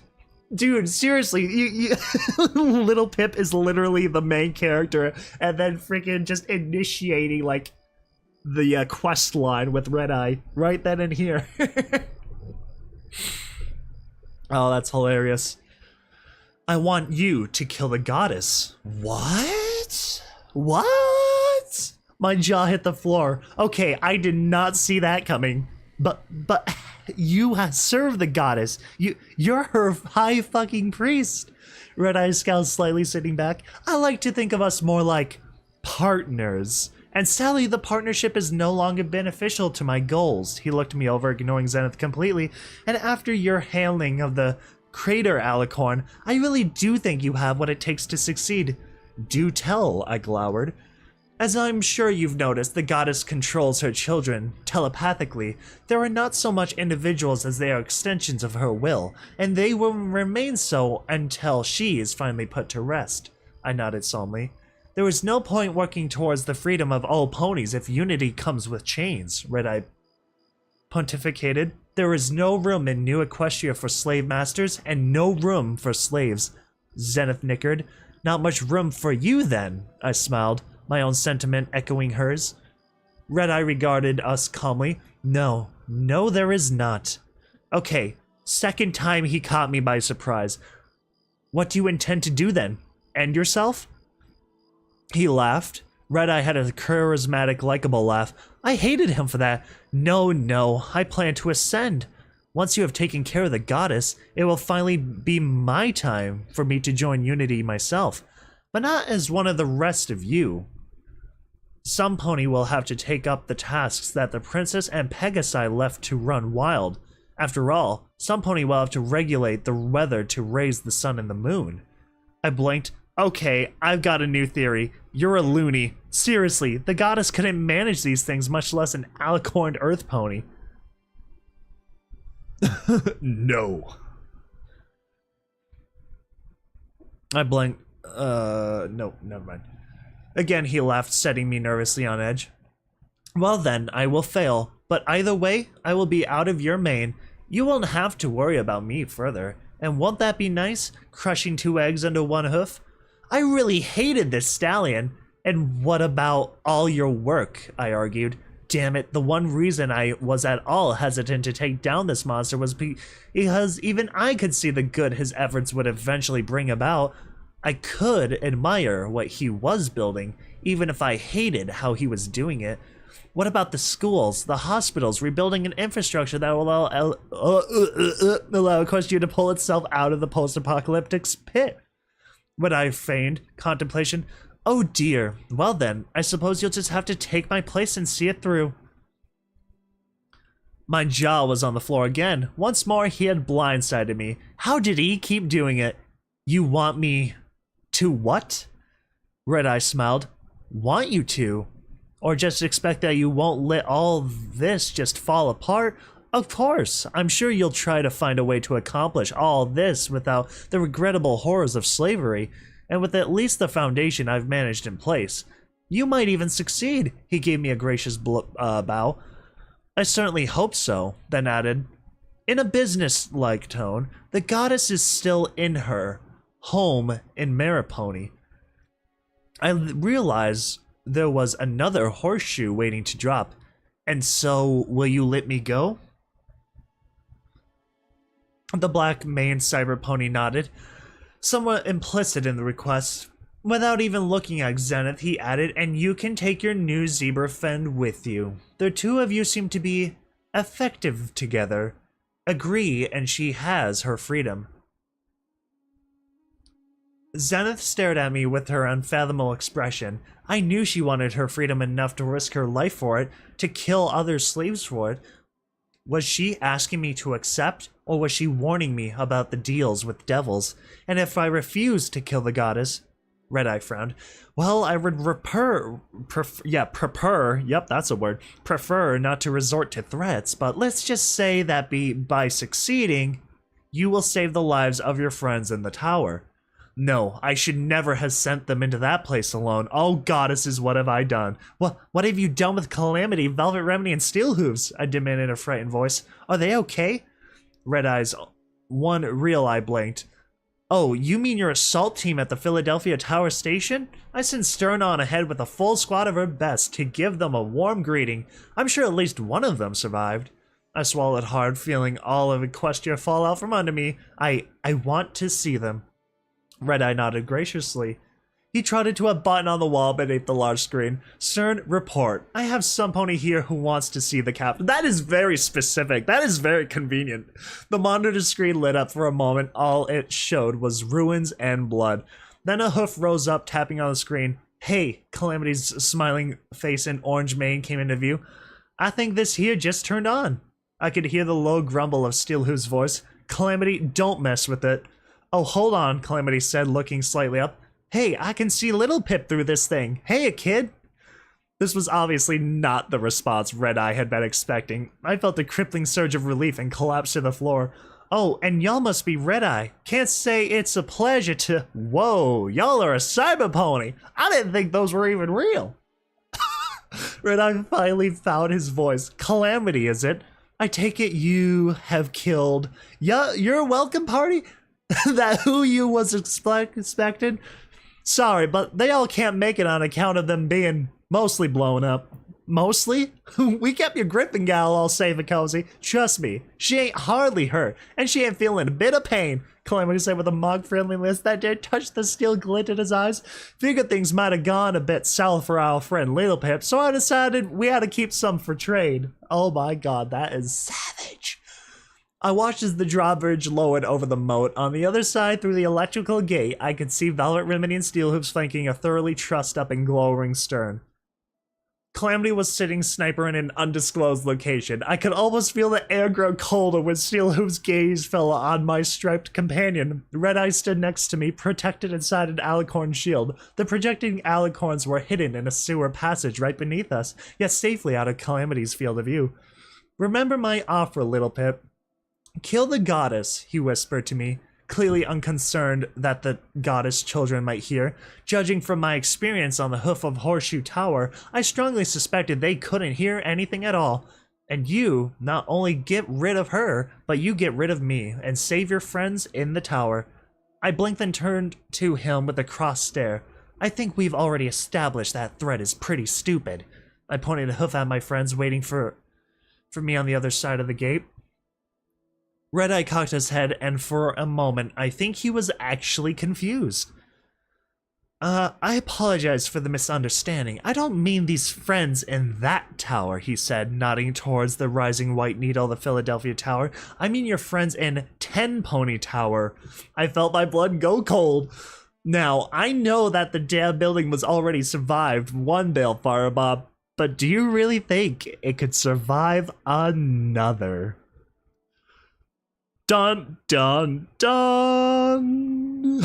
Footnote level up. New perk, Gladiator Pony. The action point cost for all unarmed attacks performed in stats is reduced by 10%. Quest perk added. Philadelphia Survivor. Your vicious fights behind the wall on the Philadelphia ruins have left you stronger. Your damage threshold is increased by 2 and your radiation resistance increases by plus 3%.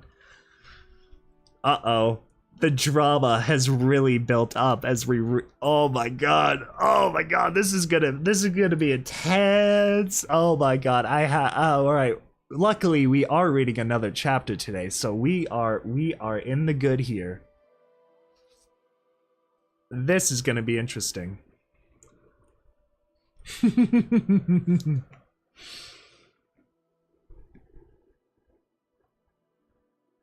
I didn't mean that tower.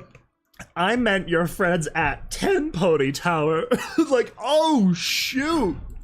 Things just got a little bit more serious. And he's talking about nukes and crud. Oh man. Oh, it's like Fallout 3 all over again, I think. Alright, so chapter 27, Distress Signals. When the walls come tumbling down and when you lose everything you always have your family. And your family always has tribe. Family, it wasn't a word I had much use for, nor a concept it felt any connection to. I had never known my father, a quite uncommon situation for a filly growing up in stable 2. When my mother had been my age, she had spent a large portion of her time being, well, there were other words I would use if described other ponies, but my mother's and for her I chose the words promiscuous, and I have no clue how to pronounce that word. Growing up, I did have my mother, but my memories of her were largely of the sit quietly while the grown-ups are talking variety. However, she did teach me games, and even though I came to realize, even a blank flank, that she did so more to alleviate her boredom than my own, I cherished each happy memory of playing with her, every game of boards and strategies and brightly colored pieces that the stable had to offer. But even then, I never really thought of us as family in a way that attached special meaning to the word. Now through the haze of pain, I realized that was changing. Hold on. Let's get some different audio here. Let's get some different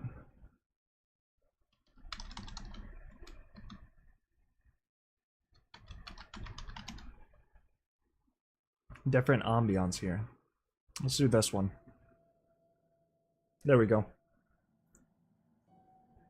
It's very quiet.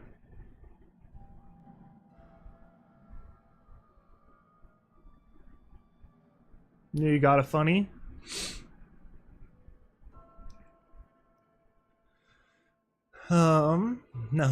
With the painkillers worn off and the adrenaline no longer propping up my body, I could feel just how much pain I was in. The bandages had helped and probably spared me from bleeding out through the deep slashes in my chest.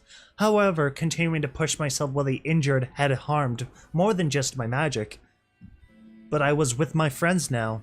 There was a feeling of completeness and safety. My body could finally relax and was just hurt.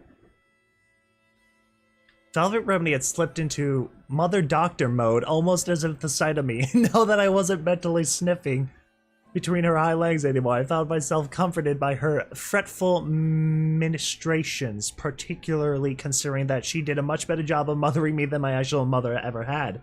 In truth, these ponies had become my family. Family in that deeper sense of the word that means finding home. Not from the location you are at, but through the people you are with. And my family was having an argument. Oh, that's so adorable. She's a zebra still. We are throwing the discrim card right away. Oh, that's hilarious, I think. Question mark. Steelhooves exclaimed. He had kept his silence until we were all well away from the wall, but we had approached the crumbled city of Java's Cup. Steelhooves had finally questioned the presence of my new companion. I made the mistake of simply saying she was a friend. Yes, she is. I was weary and hurting. My breathing was shallow and I felt like I was constantly drowning. I wanted a bath to wash off the blood caking my coat, the stinging powder still chewing into my flank, and the last of the nasty little biting insects that somehow survived along with me, and I wanted a bed that was at least softer than cement. What I did not want was this argument. Who was clearly manipulated you into trusting her, Steelhooves surmised. You can't trust them.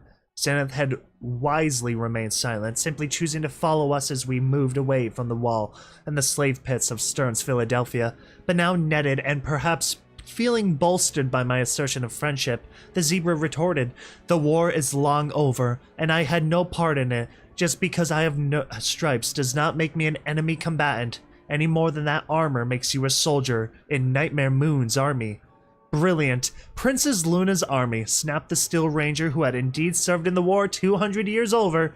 Not that your kind has any right to even speak the name. He turned to me. Little Pip, what are your intentions regarding the zebra? Please tell me you don't actually expect her to travel with us. Oh, heavens no, Velvet chimed in. I'm sure she doesn't. After all, it would just be foolish to travel with the sort of creature known for degenerating into mindless, flesh-eating...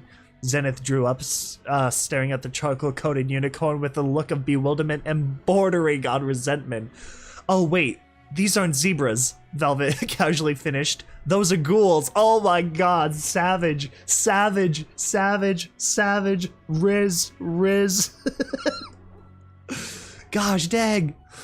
Oh my gosh. Oh, Sigma Velvet Remedy over here. With the fire. Dude, dude, she cooked too long. She's well done, she's burnt.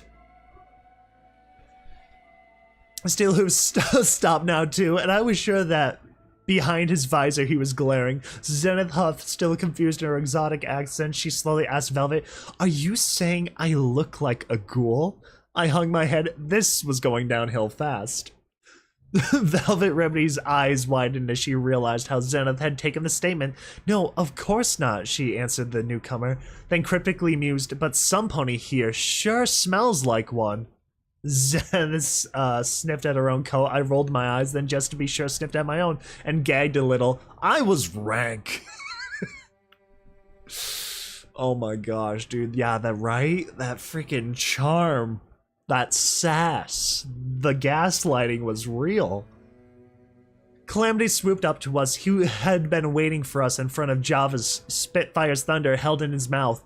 Java had apparently been based on the large sign collapsed on the door, a milk-colored stallion whose mane was wavy light brown with dark brown streaks and whose cutie mark was a steaming cup of what I hoped were coffee beans. But when we stopped moving forward, he decided to close the gap himself. He landed next to me, slipping the magically enhanced anti-machine rifle into a newly fashioned holster on his battle saddle, and offered Zenith a hoof and a smile. Well, howdy. I wanted to kiss him, which was not a desire I normally associated with bucks. Saucy. Zenith looked hesitant. She reached out a hoof tentatively and then shrank back, wide-eyed at Calamity, took it in both his forelegs and shook vigorously. "Pleased to meet you. I'm Calamity." Her foreleg was still shaky after he let go. "Welcome to the team."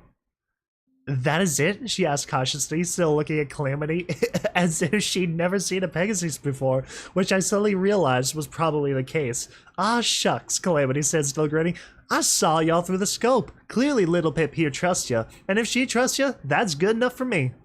"Yes," Velvet said in a drawling yet ladylike sigh, "because Little Pip's judgment has been celestiate here recently." She was looking over my injuries with growing dismay.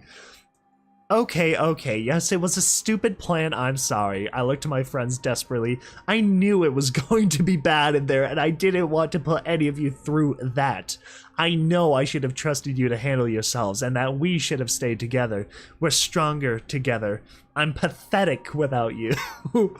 I collapsed to my knees, suddenly overcome with fatigue. Velvet Remedy's heart began to glow as she waved everyone else to be quiet and stand back. A moment later, my unicorn friend gasped, "By the goddesses, little Pip, what happened to you in there?" Well, it's all good. Welcome anyway. We are just doing some reading. And then probably gonna hit Dead Space again after, because I want to play more of that. Velvet Remedy knelt next to me as I stretched out on mattresses. What had once been a child's bedroom, we had invaded a small apartment building that was once shielded Philadelphia city block with Java and his cups. I could see the others in the next room. Calamity was sorting through the small items he had scavenged from the apartment. Zenith was cooking. Steelhooves was glowering. I have no clue what that's supposed to mean. I gotta wonder why they even bothered, Calamity mused as he stared at the boards which he had pried from across the door an hour ago. They now served as wood for a cook fire. Ain't like any pony who's determined and capable enough to be brave in a city ruins is gonna be stopped by a couple planks of wood. Why bother boarding up the door in the first place? Zenith had found some cooking pots and was brewing something sweet-smelling over the fire. Several other pots sat around her, each waiting for a turn under the flames. I marveled at our good fortune. Ever since I'd left Homage, I had bemoaned our lack of a skilled chef. This chef knows how to freaking use hooves, dude. This chef knows martial arts. I winced. What I wouldn't give to see her right now. Instead, she was in mortal peril, and I felt myself flush with angry guilt that I wasn't doing something to help her right now. That instant, I cursed Red Eye. Why did he have to go after Homage? Oh, classic damsel in distress moment. I don't figure he did, Calamity suggested from the other room. I reckon he's aiming at DJ Pone 3. Buck's been broadcasting good things about you for a while, so that probably got him chalked up as a friend that Red Eye figures you'd want to keep from harm. Assuming he hasn't simply surmised that you want to keep every soul from harm, Steelhooves added grimly, and that you will go to absurd and dangerous lengths to do so.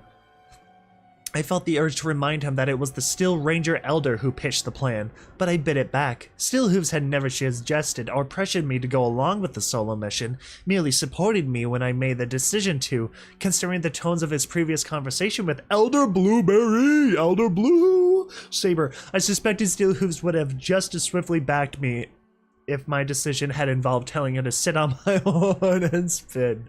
Interesting. I looked from Steelhooves to Calamity again and struck by the difference between them when it came to support. Calamity was loyal. Steelhooves was obedient, not necessarily to me, but to whomever he is accepted as in charge. He was a soldier buck, even now. Velvet Remedy's glowing horn passed over me once more. She was making sure she had found every injury, as I had expected. My broken rib had punctured lung had drawn the most reaction from her, including a whole host of dark looks at Zenith that Steelhooves couldn't match. But she commended the zebra on not feeding me any healing potions, voicing confidence in her mending spells. She gasped as she started to pass her horn over my tail. Little Pip, she leaned close, her voice scandalizing and sympathetic. How did you get wounded there? That wasn't me, Zenith's voice sounded from the other room.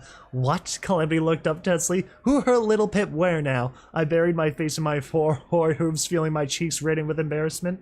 Never you mind, Velvet told the Pegasus sternly as she opened her saddle boxes and floated out an array of medical supplies.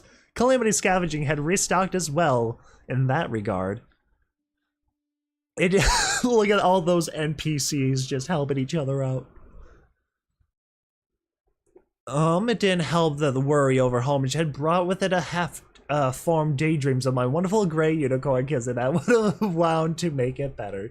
Gracefully returning us to our earlier conversation, Velvet Remedy suggested, I know you are worried about Homage, but please try not to let it eat at you. Remember, so long as Red Eye doesn't act on his threat, he has something to threaten you with. Once he does, all he has is an angry Little Pip, and if he's half as smart as you make him out to be, then he's plenty bright enough to know he doesn't want that. I bit my lower lip. Calamity stood up, shaking his head. I hate to be the voice of worry, but The Pegasus paused, uncomfortably brushing a hoof over his orange mane. Well, I figure if he put that mega spell at 10 Pony Tower, he must have done so before he hashed his plan to use ya. So the only thing keeping him from using it is that deal of ya. I frowned. So, do you think he'll set it off the moment he knows the goddess is dead? I hadn't even considered that. That is, if I do that? Calamity nudged at his hat. I don't rightly know, but DJ Pone 3 is a dissenting voice with a huge audience. Dissenting. Calamity's frown deepened. Most dictatorships I know of tend to go hell in high water till either discredit or destroying opposing voices like that. I almost asked how many dictatorships Calamity knew of, but the words died on my lips as a memory floated to the surface of my mind. Don't you believe him, Calamity had once told me. The Enclave has a vested amount interest in making any pony who bucks their ideals into a monster. Instead, I nodded, trying to give him a supportive look. Stone cuts out the tongues of any who speak ill of Red Eye, Zenith reminded me, putting a little extra loathing into the Griffin's name. I spent several years speaking nothing so that I might keep mine, she added. It is good to finally use it freely again. Steelhooves grunted. Now that we're all together, I don't see why we don't just call his bluff, fly in and level his operation, take him down. I sighed deeply. First, because taking him out wouldn't be that easy. Elder Blueberry Saber was right about that. He's always protected, and he can get out faster than we can get to him. What I didn't say was that I wasn't sure I wanted to flatten his operation. In fact, I was sure that I didn't want to destroy the work he was doing. I wanted to free all the slaves, but that wasn't the same thing. Was it? Damn it, it was easier to know my moral stance before I discovered that evil fucker was also, as best I could see, right. He was building a better future, or at least parts of one, and he was sacrificing everything for it. From his own home to your freedom. I recalled a conversation with Watcher regarding how without what he called the spark, the virtues he valued could become twisted, lost parodies of themselves. I had found another in Red Eye, generosity. Even generosity could wander down twisted dark paths, especially when what you are giving away shouldn't be yours to give. Steelhooves nickered. You don't actually believe Red Eye has a mega spell, do you? I grimaced. An undetonated balefire bomb. When would he have acquired something like that? Steelhooves questioned. Where? It's not like you can stumble over something like that just laying around. Velvet Remedy, Calamity, and I all exchanged looks. Oh no, Steelhooves groaned. What did you three do? The building was silent, save for the crackling of the fire and the bubbling of the cooked pot for several long minutes in the wake of our explanation. You gave a balefire bomb to New Appaloosa? Steelhooves exploded, pacing in his heavy armor, his metal-sheathed tail flicking at emphasis with each word. A town notorious for trading with red-eye slavers? Yup. Which one of you idiots came up with that idea? Steelhooves demanded. I silently tore through my memories. I remember being concerned about sending the free slaves back to New Appaloosa. Stunningly, I couldn't recall having the same concern about giving them a mega spell. Calamity raised his hoof. A chagrined expression on his face. This is, Zenith asked, why they call you Calamity, yes? Velvet Remedy moved to sit by Calamity's side. Steelhooves was fuming. You do realize that Red Eye is the only reason there even is a New Appaloosa, right? His visor turned towards us and found only blank expressions. That place was a small town dying in dust before Red Eye pranced in and gave them a water talisman. You've got to figure they owe him. Calamity shook his head, genuinely surprised. Sorry, partner, but that's a new one on me. That's a new one on me. I haven't merely grown putting my hooves over my eyes. I saw the beauty of our stable shared the water talisman given to a struggling town which now knows the joy of clean and pure water. Homage was going to die, and it was my fault. Dang, that's deep.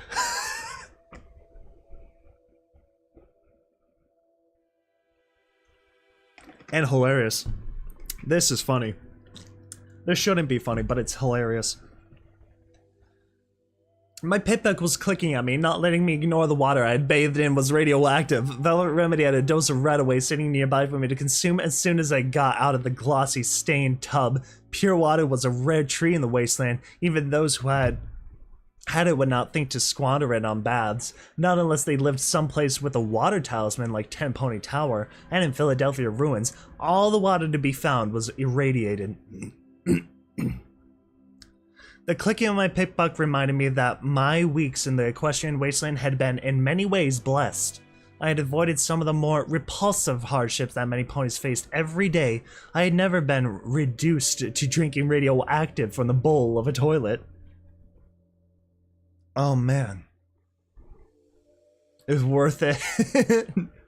There wasn't much of a wall left between his apartment bathroom and the living room, so I was effectively bathing in front of them. Zenith was still tending her boiling pots. Velvet Remedy moved between helping me scrub places that I normally called on my magic to reach and watching Calamity as he tinkered with broken radios he had found in the other apartments, rebuilding one with parts cannibalized from the others. Steelhoof stood guard near the door. The radio Calamity had been rebuilding flared to life. Yeehaw! Welcome, ponies of Philadelphia. This is DJ Pone 3 beaming a light into even the darkest parts of the equestrian wasteland. You can't stop the signal, baby. And thanks to that kid from Stable 2, the message is reaching even the souls trapped in the celestial forsaken hellhole. Looks like our plucky stable dweller galloped into the heart of Red Eye's slavery operation and gave the old bastard a big black eye in the form of losing nearly half his dirigibles, I have no freaking clue, and a small army's worth of his slavers, not to mention annihilating the crater boss. And she even took Red Eye's right hoof griffin, stirring down a peg. And that's not all. Our little wasteland heroine and our bringer of light bucked right through the wall that Red Eye had built around Philadelphia airwaves, bringing my humble message into the one place I could never reach before. Thank you, stable dweller. I sunk deeper into the bathroom the elation I felt it was supposed to discuss. Oral place battled with humiliation and dismay, hearing my royal fuck-up described as brilliant victory. I did not earn the the shame they feel is hilarious.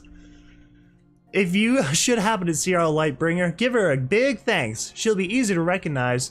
Should she keep the company of the zebra slave she rescued as icing on the cupcake in her latest escapade.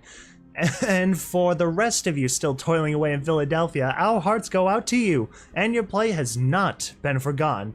Plus, I offer these small words of hope. Knowing our Lightbringer, I don't think she's done with Red Eye yet. Zenith stared at the little radio, blinking slowly. How does he know so much? We had walked across most of the, we had walked across the mow and outside the wall less than 3 hours ago. The zebra looked at my companions, and why does he not give you credit you deserve? Much of the victory was yours, as was our escape, for which I am most thankful. Calamity chuckled. Ah shucks, 'tweren't nothing. Velvet Remedy purred, because we asked DJ Pone 3 not to mention us. Little Pip here should get all the credit. I groaned. It was a conspiracy! I started to get up and say something, but Velvet Remedy put a hoof to my muzzle, then whispered into my ear. Oh, and don't think I've forgotten about the barn door comment. She smiled as I collapsed with a splash of unaware embarrassment. DJ Pone 3's continued bringing news and advice to the ponies of Equestrian Wasteland. I felt a chill as DJ Pone 3 talked openly with us, having no idea she was in mortal danger. Warning to all those traveling Central Equestria, keep your hooves away from the areas surrounding Ponyville. I'm getting reports of fires along the back end of the Everfree Forest. They seem to be spreading slowly, but the advancing flames and smoke are pushing many of the forest's unpleasant inhabitants towards the Ponyville side of the Nightmare Zone, and at least a couple of monsters have actually wandered their way into Old Town itself. Fortunately, the only ponies living in that area are raiders, so to the monsters, I say bon appetit. Well, if it ain't one thing, 'tis another, Calamity neighed, pointing out the splendid valley was beyond Ponyville, in the opposite direction. Fortunately, we would be crossing the area well above ground level, so we should be able to fly clear of any trouble. Unless, of course, the critters wandering out of that place include manticores or the likes. Knowing my luck and the Equestrian Wasteland's maliciousness, they would be angry dragons. Well, it's another hard day in the equestrian wasteland, but I've got the news and the music to get you through. So say bye-bye to stupid static and hello to magnificent music. This has been your host, DJ Pone3. The voice of Homage's broadcast persona gave way to the new, one of the newest songs on DJ Pone3's playlist, something from a record I had rescued out of Stable 29. Do you dream? I have no idea. Yeah. Gosh, yeah, I do. Why wouldn't I? I felt immensely better after the bath as Velvet Remedy wove her horn about my broken body, mending my rib. How do you mend a rib and fix a lung? And along with beautiful magic, I began to drift sleep. Steel Hooves walked in. Little Pip, can we talk about the zebra? I released a long, suffering sigh. This again? Lamely pretending to mishear. I replied, Candy Hawk? Sorry, don't think I've heard of her. Funny, Steel Hooves said dryly. Little Pip, I need to talk to you. You need to go to the zoo? Fine. Need the four of us to come with you? I put a little emphasis on the number 4, only to realize with Pyrelight it should have been 5. Where was the magnificent bird anyway? Snickering softly, Velvet Remedy stood up and trotted over to the Steel Ranger, head down. She pressed against him, wrapping him with a telekinetic field of her own, reducing the massive weight of his armor so that she could shove him out the door. Sorry, Steel Hooves, too busy saving Equestria today. All prejudice has to be rescheduled. Is next month good for you? Steel Hooves naked with a stomp. You might accept having one of those traveling with you, but even if I did, there is no way the Steel Rangers would let her trot into the Citadel and live. He looked at me over velvet scarlet and gold-streaked white mane. Or am I wrong that you have further business there? I buried my face as I realized the ghoul stallion had a point. Stabletech's old headquarters was my first intended stop. I had some things to discuss with Elder Blueberry Saber, but that wasn't some place I could take Zenith. I'd have more luck walking into Steel Ranger's Citadel with an alicorn in tow, trying to convince them she was friendly. Velvet Remedy had him all the way through the doorway when I finally said, Steel Hooves, I have welcomed Zenith to join us. She's here as long as she wants to be. If that's a problem for you, you are free to be elsewhere. I stared at him with what I hoped was his gentle expression. Remember, Applejack herself offered her hooves in friendship to a zebra. The response I got back was an unexpected growl. Yes, and if you only knew how that ended, you wouldn't speak of it. Wow, minefield. Okay, but somehow I've become the leader of this merry band of ponies, and I've decided to give her the chance. If you want to stay with us, you will too. I won't have Zenith mysteriously disappearing when my back is turned. Velvet Remedy gasped sharply at my insinuation. She didn't know the patterns of behavior I had seen in Applestack's memories and looked appalled that I could suggest one of us capable of such things. I envied her innocence. Steel Hooves himself was silenced. So long as you are with us, you will love and tolerate the shit out of her. Consider that in order. I stared at him, giving him one chance.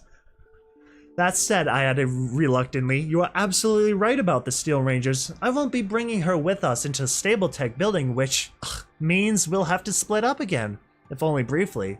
Steel Hooves stood there for one moment, then gave a rigid nod. As he turned to trot away, he nearly ran into Zenith, who was trotting up with a small covered cookpot hanging from her mouth.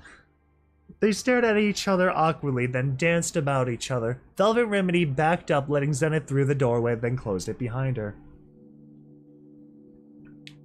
Zenith lowered her neck, placing the pot on the floor. Once again, it would seem that I am the subject of an argument. You were the subject of an argument, Velvet Remedy corrected gently. Is that what I said? Y'all are cringe. I'm just saying. Now, y'all are cringe. That is just freaking weird. I don't understand why y'all just default to that crud. I don't get it. It makes no sense.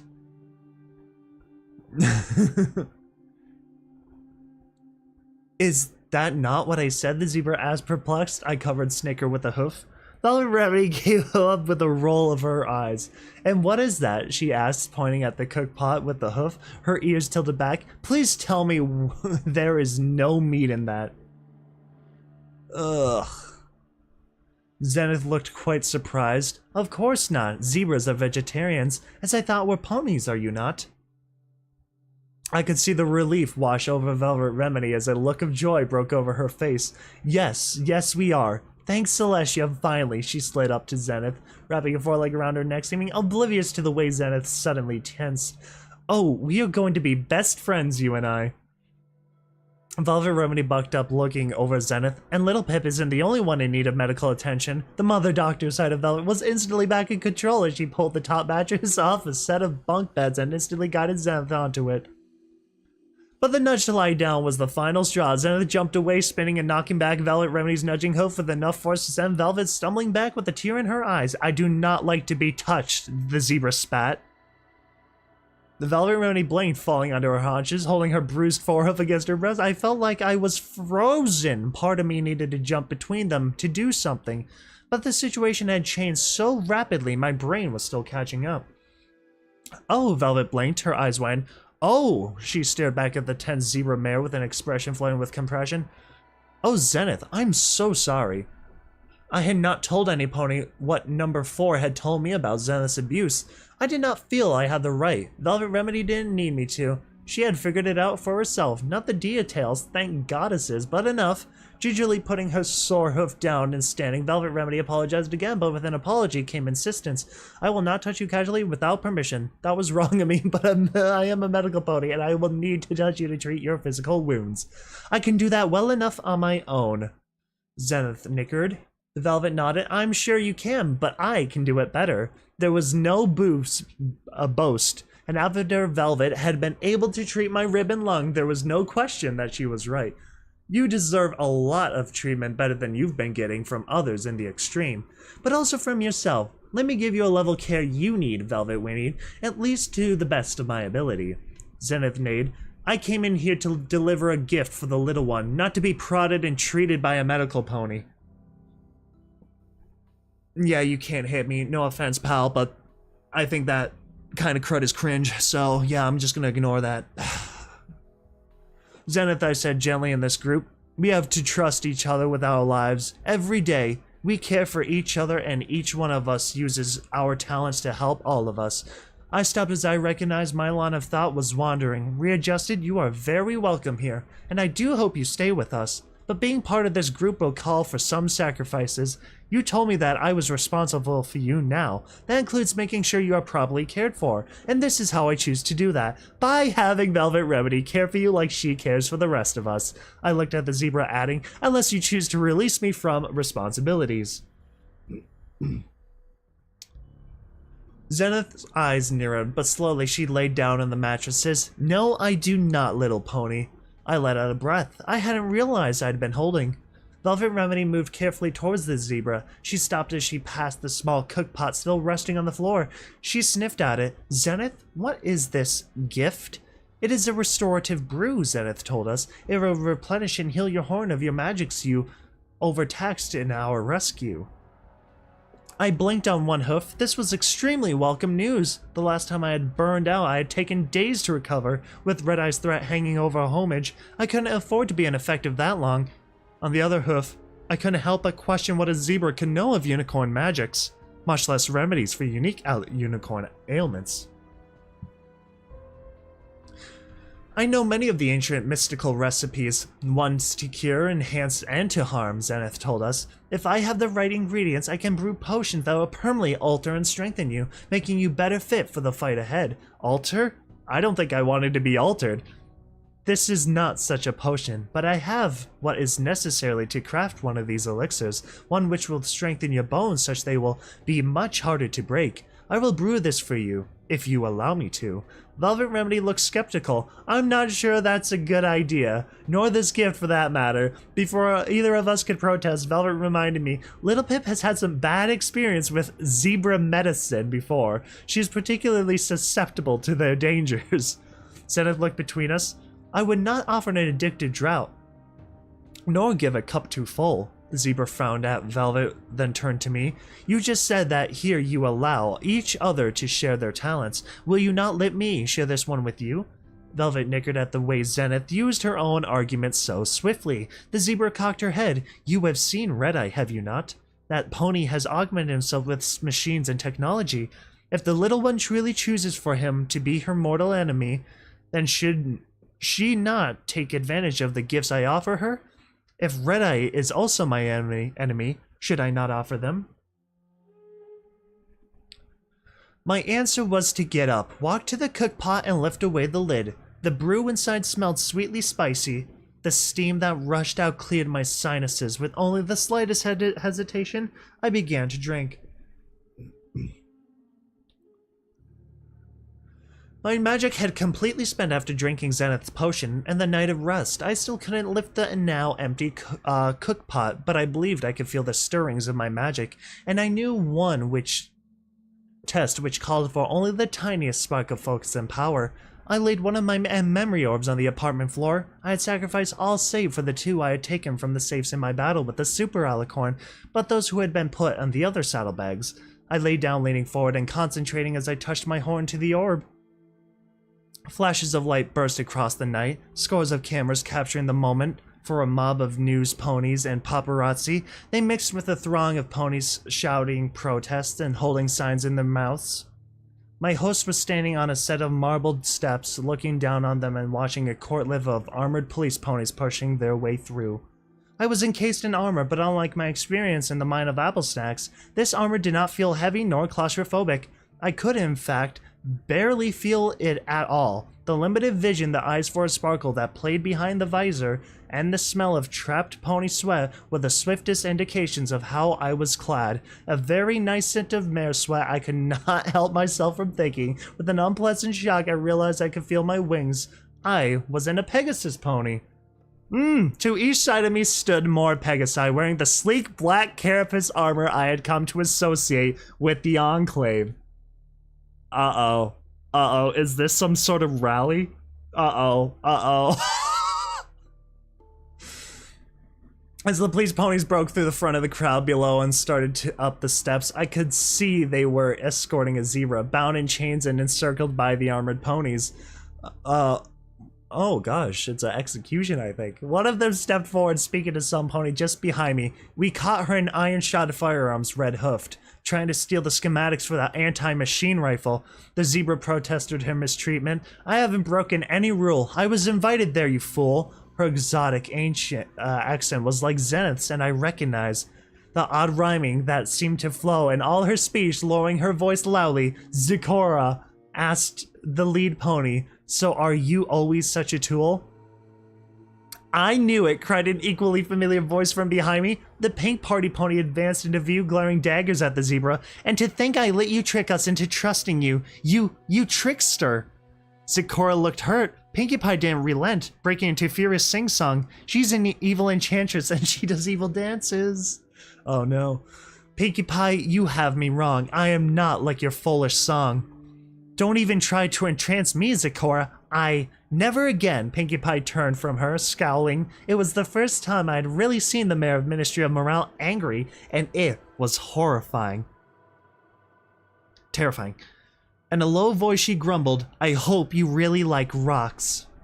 Pinkie Pie looked up at me, then jabbed a hoof towards two of the armored Pegasi on my right. "You and you, help escort my old friend." Pinkie Pie hissed the words between clenched teeth. "To the convoy. Zikora will be spending the rest of her life as a guest of Shattered Hoof. Tell them that I want all the zebra's memories, and don't be too gentle." The two Pegasi on my right rushed to obey. Pinkie Pie pointed her hoof at me. "You with me." The pink earth pony stomped back at the steps and into what I assumed was a ministry building. My host turned and trotted after her, following behind Pinkie Pie. She crossed the dark and spacious lobby towards the elevators. Under her breath, Pinkie Pie continued to sing venomously. "She'll mix up an evil brew and swallow you up in a big tasty stew." Oh man. Oh, there's always crud going on over there in that pot of foolishness, I guess. I don't know. She stopped singing in the elevator, which was good since the song would have clashed unpleasantly with the lullaby version of March of the Paris Brides that was playing inside the lift. Pinkie Pie turned and pushed all the buttons simultaneously with her rump. The elevator took us directly to a large office with a huge plate glass window and looked out over Canterlot. Pinkie Pie strode dangerously into the middle of the room, then turned, fixing me with a sort of malevolent expression that made me think she might carve me up and bake me into a cupcake. Then, in a magical instant, she broke into a huge smile that seemed to light up the room. She waved a hoof and sweeping bow, her voice bursting with joy. Acting! Uh-oh.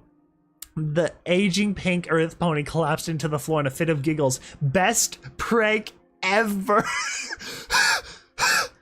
Best prank ever! Zecora's gonna have her mind completely drained from her, and it's gonna be a freaking joke at the end of the day. My host humped and trotted out over to the window, looking down and below.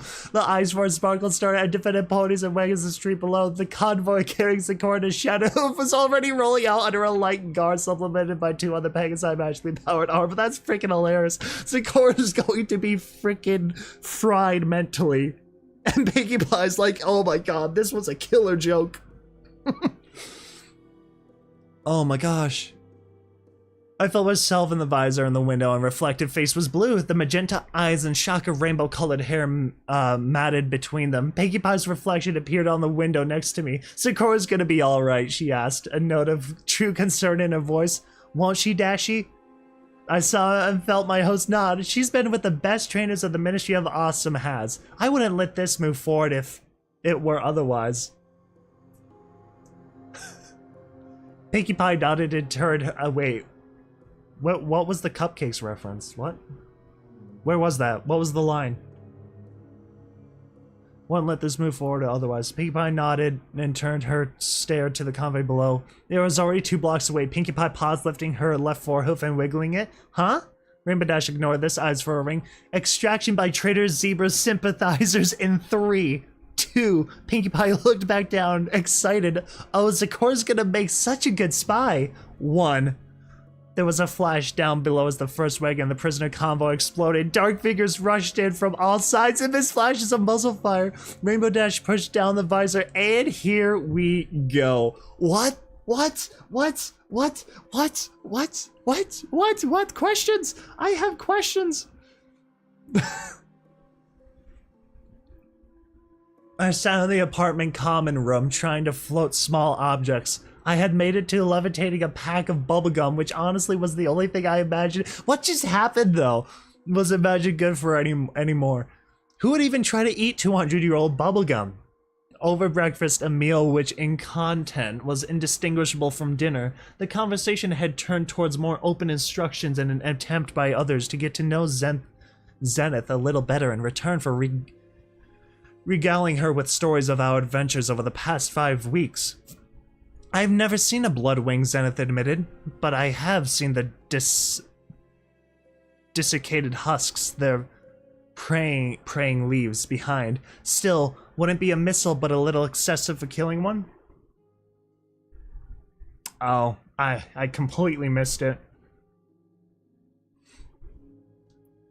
I have never seen a bloodwing, Zenith admitted, but I have seen the desiccated husks their praying leaves behind. Still, wouldn't a missile be a little excessive for killing one? Still hooves ain't never been one for underkill.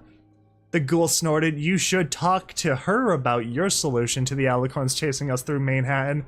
Actually, Velvet Remedy interrupted. I think it's Zenith's turn to share. She gave the zebra an encouraging look and suggested, why don't you tell us a little about where you learned those brawling skills of yours?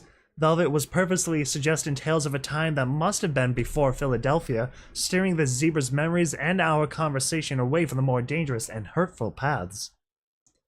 Zenith hesitated and relented as she silent stretched out. I learned the brewing of potions and remedies, both mundane and magical, from my grandparents. In their youth they had been adventurous of sorts, prying into all the forbidden places, even delving into the ever-free forest in search of a hut of Zecora, and braving Lookout Plateau that rises above the dark fumes of Froggy Bottom Bog along the vilest stretch of the Ponytomic, searching out old recipes and lore of zebra kind that had been over a century lost. It is from them that I learned the ways and tales of the zebra people, or as much as I know of them. I looked up from my task of stacking bubblegum and bullets into a tiny fort. Somehow the idea of zebras as equestrian scavengers, not unlike myself, was surprising. I don't know what I had expected. Something more military and uniquely zebra, I guessed. My great-grandparents were amongst the survivors of Stable 3, as were most of the zebras in the equestrian wasteland. As if typical for youth, my grandparents rebelled against their parents' ways and sought to learn more about the zebras beyond the tales passed down through oral tradition since the sealing. I didn't need clarification on what the sealing was. No pony who lived in a stable would, but I did wish to know more about the stable whose floor plan I had in my pit book. Stable 3? Still who's grunted. The let's get along stable, he snorted derviously. I saw Velvet's ears perk at that. It was clearly an experimental stable. Steel Hooves rumbled. Virtually all the zebras citizens of Equestria were randomly assigned to Stable 3. They would have made up half of the stable's population. Zenith frowned at the unpleasantness of the interruption, but nodded at Steel Hooves' assessment. It was long before even my grandparents' time, but the stories passed down say that the overmares told all the stables why they had been chosen, and why the stable had no texts of histories or posters of current events. Instead of altering things, Skulu and her friends had simply filtered out as much of the Ministry's image of influence as possible. Velvet Remedy questions. Overmares? Plural? Zenith nodded. One pony and one zebra. My experience with stables was clawing at the back of my mind. Still, if there were survivors, what went wrong? What would you assume? Something went wrong? Zenith gave me a questioning look. Zebras and ponies can live together quite harmoniously if each gives the other the opportunity. Steel Hooves again provided the answer I was looking for. Stable 3 was built within the limits of the one city in Equestria with more than a hoof full of zebras, he informed us. Canterlot. Oh no, Zenith saw my expression and nodded glumly. Not even the stables could hold back the pink cloud forever. Stable 3 lasted over a century before the cloud ate its way inside. Within a generation more, those who still could were forced to unseal the door and flee. Many did not survive the exposure. My great-grandparents were amongst those who did. You killed a dragon? Zenith stared between Calamity and me. Her eyes wide, they narrowed as she asked me, is this true, or is this revenge for Doom Bunny? Doom Bunny, Velvet Remedy asked curiously. Calamity pulled a book from his saddlebags. I'm guessing something to do with this. I focused trying to wrap the book in a field of magic. I broke a sweat, but the book dutifully floated out over to me on a cushion of levitating energy. Martial Arts of Zebra announced the title. Where did you find this? I asked as I flipped the book open to the contents page. Filing cabinet at the station, Calamity said matter-of-factly. Strangely, it was under P. I shrugged that off. The prologue spoke of the zebra's rich history of martial arts from the many fighting styles that had been perfected over centuries, such as Fallen Caesar style, to newer ones, the newest of which had only been in existence for a couple years at the time of this pre-apocalyptic book had been written, and focused on drug-enhanced martial prowess, Doom Bunny style. The book's author spoke ill of it for having undefined influences from the lands of the ponies. I closed the book intending to read it later. Zenith tapped a hoof in thought. Little Pip, with your permission, there is someplace I would like us to go. I understand that there are other matters pressing, but this is important to me. She worked along Stable Tech. She was the first overmare of Stable 2, which is where Little Pip came from, and essentially also Velvet. But yeah, pretty much. Long dead, though. Very certain long dead. No, I don't think any of them alive. This is 200 years in the future.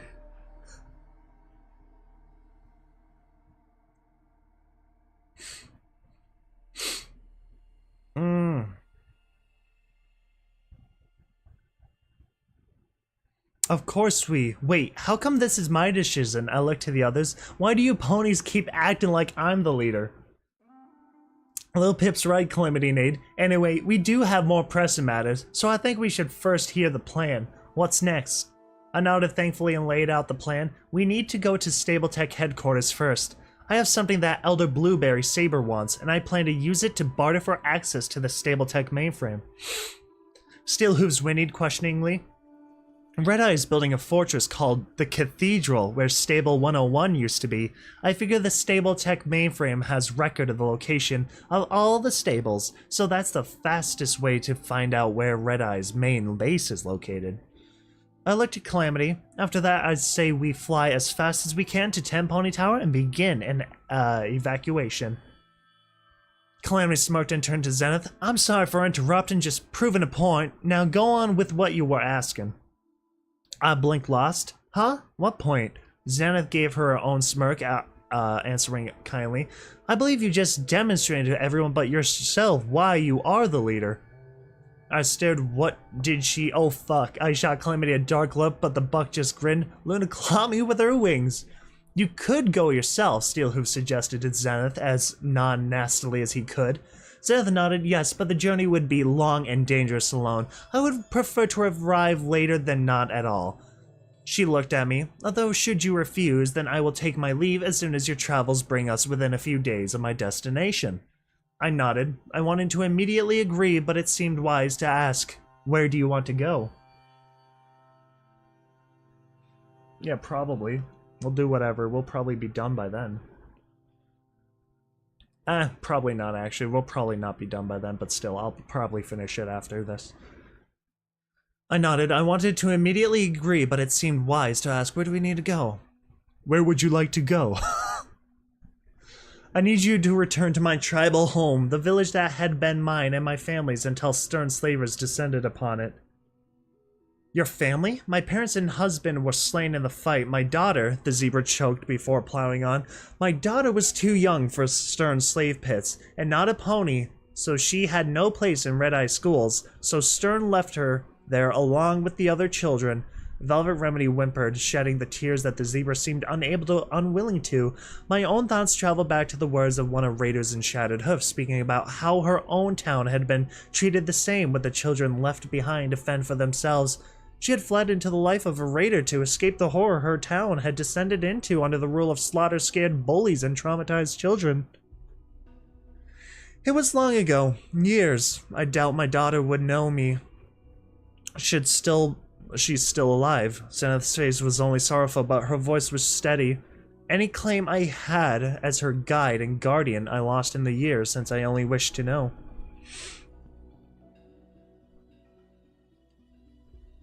You really shouldn't be going anywhere, Velvet Remedy chided, as we made our way towards the Stable Tech building, itself walled off from the rest of Philadelphia like Stern City in miniature, except to a medical clinic for a week or two of recovery.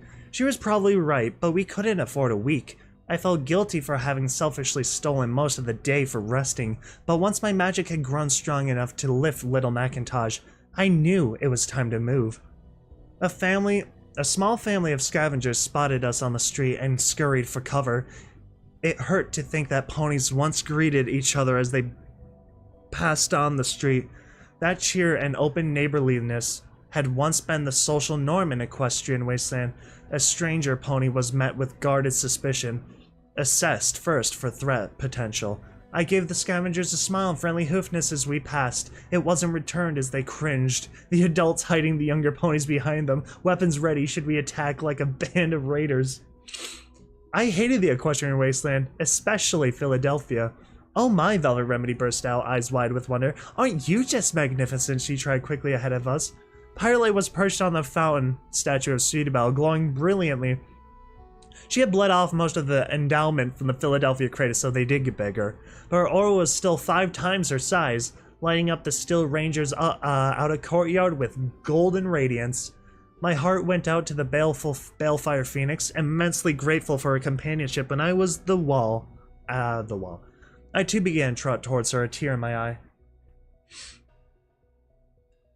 My heart went out to Balefire Phoenix, immensely grateful for her companionship. When I was behind the wall, I too began to trot towards her, a tear in my eye. My pitbuck started clicking, informing me that being in Pyrolight's vicinity was even less healthy than bathing in Philadelphia water. I drew up short and watched as Velvet Remedy floated a bottle of Radsafe from a saddle box. She downed more than the recommended dose before trotting right up to the radioactive bird and nuzzling her gently. Pyrolite cooed. Well, at least Velvet Remedy was spending nearly as much time inside the Fluttershy orb since Pyrolite joined us. I had mixed feelings about the trade. The ponies in the crowd are crazy. All the ponies in this crowd are crazy. Zenith muttered as she walked past me. I moved up to Zenith. This building belongs to the Steel Rangers. I think maybe it's not so safe for you to come in with us. Would you mind waiting outside? It won't be alone, and I hope it won't be for long. Zenith considered me. And whom did you intend to keep me company? I knew I needed Calamity's combat prowess backing me up just in case my meeting with Blueberry Saber went south. And not only did I want a Steel Ranger at my side for diplomatic reasons, I didn't trust him alone with Zenith quite yet. Velvet Remedy, on the other hoof, would enjoy having some time with Pyrolite, and I certainly wasn't taking the glowing ball of regal radiation in with me. I told Zenith my decision. The zebra nodded. As you wish. I will remain here with Unicorn Fluttershy and her Balefire Doom Bunny. Oh my gosh, that's hilarious. Okie dokie Loki. Perhaps you could work on that brew you offered me, I suggested, taking a plunge. I wanted to show that zebra my trust and give her something to do while we were gone, and that she would find productive. I didn't really want to be altered. I had a hard enough time entering the memories of folks whose bodies were slightly different than my own. I didn't know how well I could handle living in one. But Zenith was right. Red Eye had his own advantages. I had at least seriously considered putting my squeamishness aside and taking those offered to me. Zenith smiled. As you wish. Those fires I reported yesterday appear the work of Red Eye's private army. Griffins sporting the Slaverth King's colors were spotted flying over the far side of the Everfree Forest, carrying incinerators, but where any other woods would be consumed in flame by now, these fires are spreading extremely slowly. Looks to me like the Everfree Forest is fighting back. DJ Pon3's voice came out of the wall speaker in Stapletech's visitors lounge. We listened as I waited impatiently. And one last bit of news for all you faithful listeners. Looks like Red Eye set his sights on 10 Pony Tower. Fortunately for the folks in that place, it's built like a fortress, and the only entrance is both well defended and tricky to access. The ponies of 10 Pony Tower are barricaded inside, safe and sound for now. There's plenty of stockpiled food and water, and the new Constable Chief is doing her best to organize rationing, so that they should be able to hold out until help arrives. I jumped to my hooves at that. No, I shouted at the speaker. They're not trying to invade. They're trying to seal you in. And now for something a bit unusual. I don't normally read mail in the air, but I have a personal message here from my assistant homage to the stable dweller. Dearest Little Pip. Aw, now ain't that sweet. I think somebody has a crush. Dearest Little Pip, I know things sound bad here, and I know it's your nature to try to rush to our rescue, but we're okay for now, and you have other more pressing matters closer to home. Do what you need to do, take care of them first, then later we can meet where we met before, and I promise to give you so many— what? I don't even know what that is.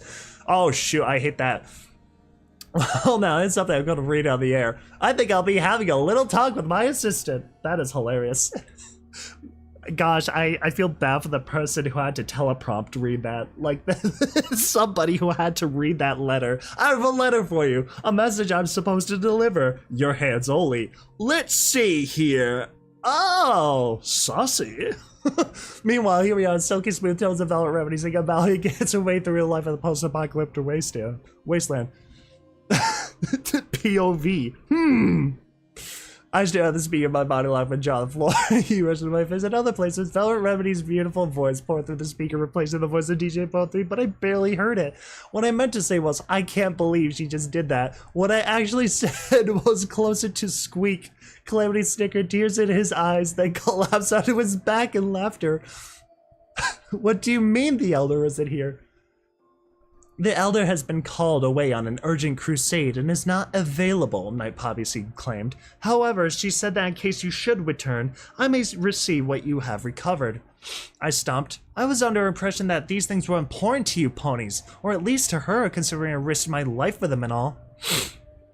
She wasn't actually expecting you to survive, Stillhooves deciphered. From his tone, he wanted a few words with the Elder himself. I glowered at the mayor in magical powered armor. Fine, I can report that Red Eye's research into bypass spells has been destroyed. I hadn't scavenged any of it and would have not given it to these ponies even if I had. But I did know that at least part of the research had been successfully completed. I could tell her that. But really, fuck these ponies. Every chapter is sus. This whole story is sus. Every little chapter has its sussy moments. You sussy baka. Thanks, Hank. I've recovered the schematics to the radiation-powered engine. I'm ready to turn them over to you after having made copies, but I didn't feel the need to tell her that. An only problem giving the Still Rangers this technology. I intended to give it to any pony with a chance of implementing it. This was the sort of step forward that all Equestria could potentially benefit from, but not if it was big jealousy guarded by only a few.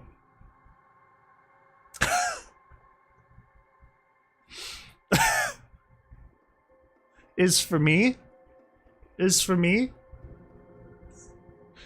That said, I'd be damned if I didn't want to get something in return this time, in exchange for access to the Stable Tech mainframe. Night Poppy Seed sputtered at that. I'm sorry. No, there is no way. Calamity stepped up next to me, fixing her with a dangerous stare. I reckon we ain't exactly asking. Y'all owe me, Lil Pip, and we're taking payment. Now why don't you do it all friendly-like? The nightmare looked at Steelhooves for me. I'm a star paladin, my armor-encased companion reminded me smoothly. In the absence of the Elder, I am the ranking rager on this base, and I order you to take us to the Stable Tech mainframe.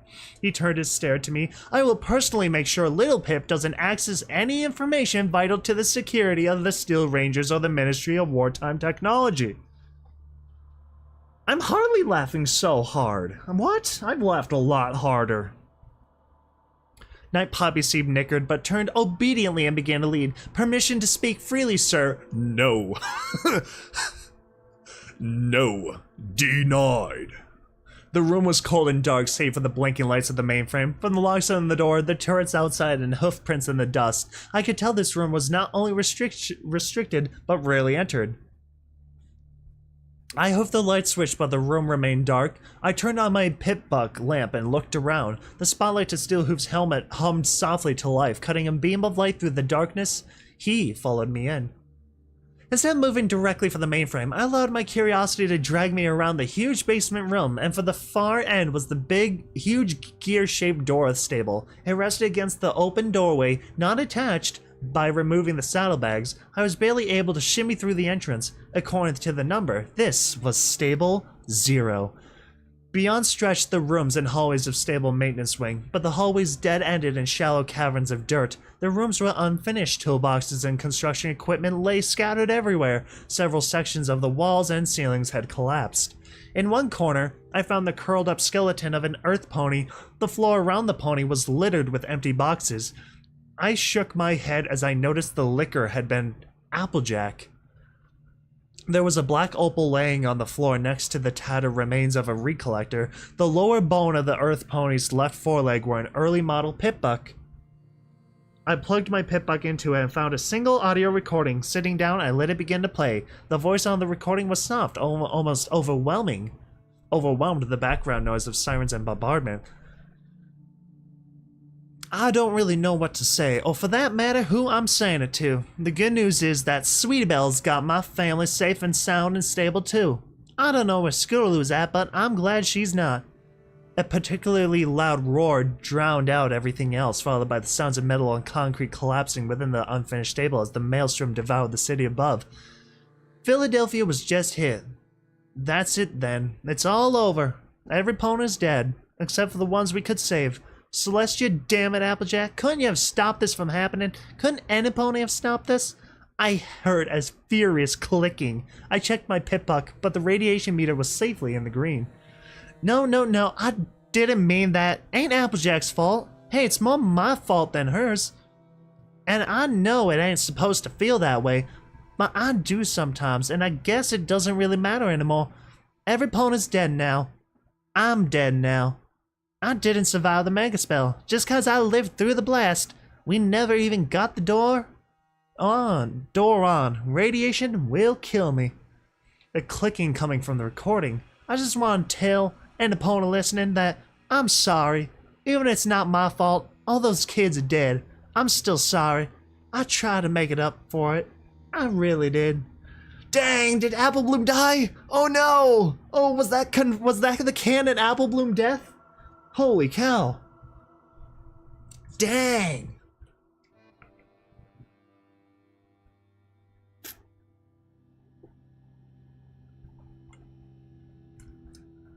Dang.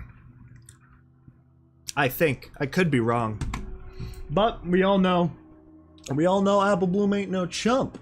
She ain't gonna let some radiation take her out, that's for dang sure. Steel Hooves was calling for me.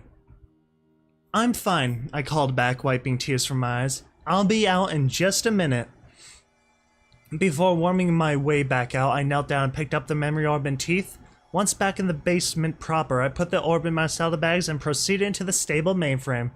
The mainframe was tricky hack, but either I had grown more skilled or Pinkie Pie's had been easier. I downloaded all the information I could on the various stables and began sifting through it for the one piece of information that interested me the most. The location of Stable 101. I found it and the answer surprised me. Once I was reunited with all my friends outside the Still Range's Citadel, having given Night Poppy Seed the schematics I had promised in return. I told everyone what I had learned. Dude, that's true. Apple Bloom had become a mutant, a super strong mutant. That's probably what happened. Dude, Apple Bloom is the Frank Horrigan of Fallout Equestria. That wouldn't work out, but still. the thought of it is funny.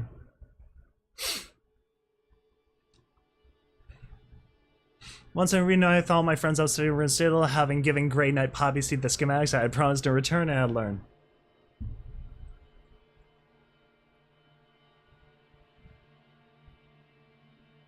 What? No, I don't know.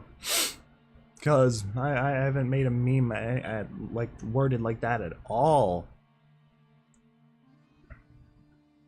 Stable 101 was built within the Everfree Forest itself. The looks and gaps were exactly what I expected. Apparently there used to be an old castle on a safe patch of land in the middle of the place. That's where Stable-Tech built their last completed stable. Zenith was the first to make a particular connection, so Red Eye is building his fortress in the middle of the Everfree Forest and is burning down the forest around it. Why?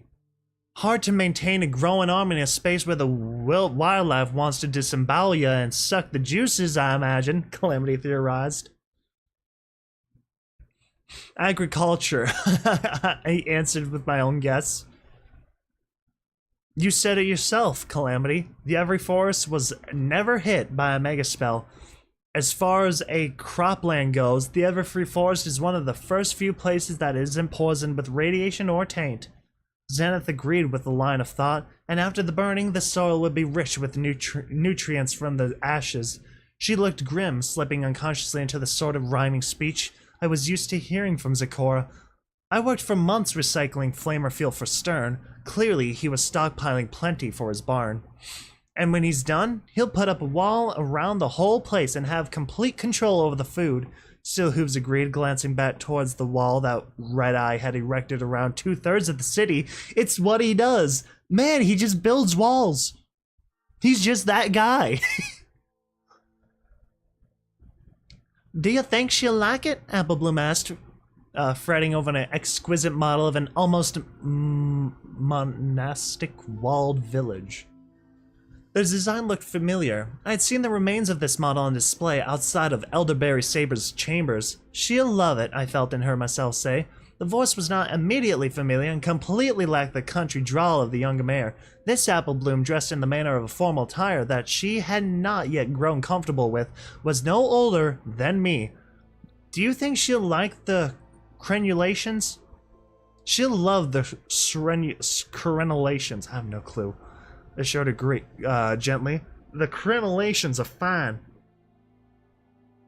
How about the moon in the center courtyard? Maybe I should have gone with a full moon rather than a crescent moon. She'll love the moon. The moon is fine. Apple Bloom trotted nervously around the table, eyeing the model from every angle. The room was stood in place, a glowing white marble with flowing curtains and golden filigree in all the accents. If we weren't in a palace, then some pony had gone to great lengths to get the impression of one. How about the tower? It is too short, or maybe it's too tall. Apple Bloom huffed her ears in frustration. Ugh, I don't know if Princess Luna likes towers. Why didn't I ask that earlier? My host let out a long, suffering whinny. She'll love the towers. The towers are very nice. Apple Bloom reacted like she'd been struck. Nice? But they need to be perfect. Apple Bloom's agitation was strong enough that she nearly hovered.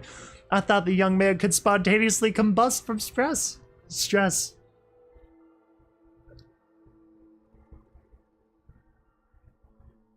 Huh. Calm down, child. I'm sure Princess Luna will love all of it. I felt myself smile as soothing words came from the muzzle. Princess Celestia wanted the greatest architect in all of Equestria for this project, and she made sure she got it. Apple Bloom quacked a moment, then calmed with a breath. Thank you again, Uncle Orange, for accompanying me to meet with the princesses. I don't think I could have done this on my own. I know, right? Walls are huge here. Yeah, that's fine. I don't really care. I don't personally see the enjoyment in watching like stuff when it's too easy, but you know, that's fine. It's whatever. It's all good though. Glad you stopped by. Thank you again, Uncle Orange, for accompanying me to meet the princess. I don't think I could have done this on my own. You're doing a far side better than your sister ever managed, but try to watch the country drawl. Remember, sound sophisticated, and you show every pony that you are sophisticated. Yes, Uncle Orange. I'll remember, Apple Bloom returned to fretting, but a more subdued fretting. You should be proud, Uncle Orange said encouragingly. This is the sort of project that will make you renowned across all of Equestria. Apple Bloom simply nodded. The fame didn't seem to interest her. However, with the bits I get from this, I'll have to be able to expand my business, hire more help, maybe start looking at other sorts of designs. She looked up with a smile. Scoodle says she'd like to invest now that Red Racer's doing, so well, maybe build a company together. Apple Bloom's voice fell away. Another presence entered the room. An exalted one. My host dropped gracefully into a bow. Apple Bloom swiftly followed his example.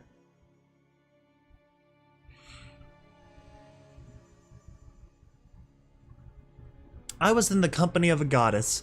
Not one of those blasphemous pseudo-goddess alicorn monsters. I found myself kneeling before the goddesses of the sun whom I had prayed to since I was a little filly. Celestia herself. She was a majestic beyond description. A tall, white, proper alicorn whose mane and tail flowed with color. Her flank embellisoned, English, with a symbol of the sun itself.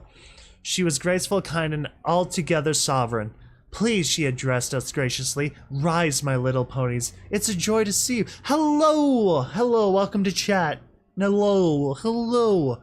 As my host stood, Princess Celestia, squee, moved around the table, eyeing the model favorably. So this is Luna's new academy. Apple Bloom nodded nervously, unable to speak. It looks lovely. Apple Bloom squeaked. Thank you, your majesty. Celestia's ears perked. And here she comes. If you would be so kind as to let me speak first. Of course, your majesty, my host said.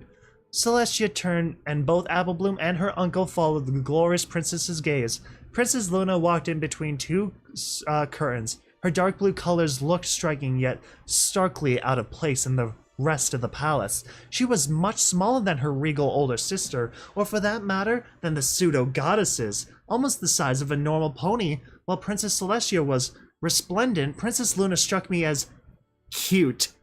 The sort of cute that I would have impure thoughts about if the pony in my head wasn't already too busy bouncing around Pinkie Pie style and letting off a barrage of squeeing noises. Sister, you called for me. Yes, Luna dear. I've been thinking about that school of magic you have been proposing, and I've decided to send all the students to the moon!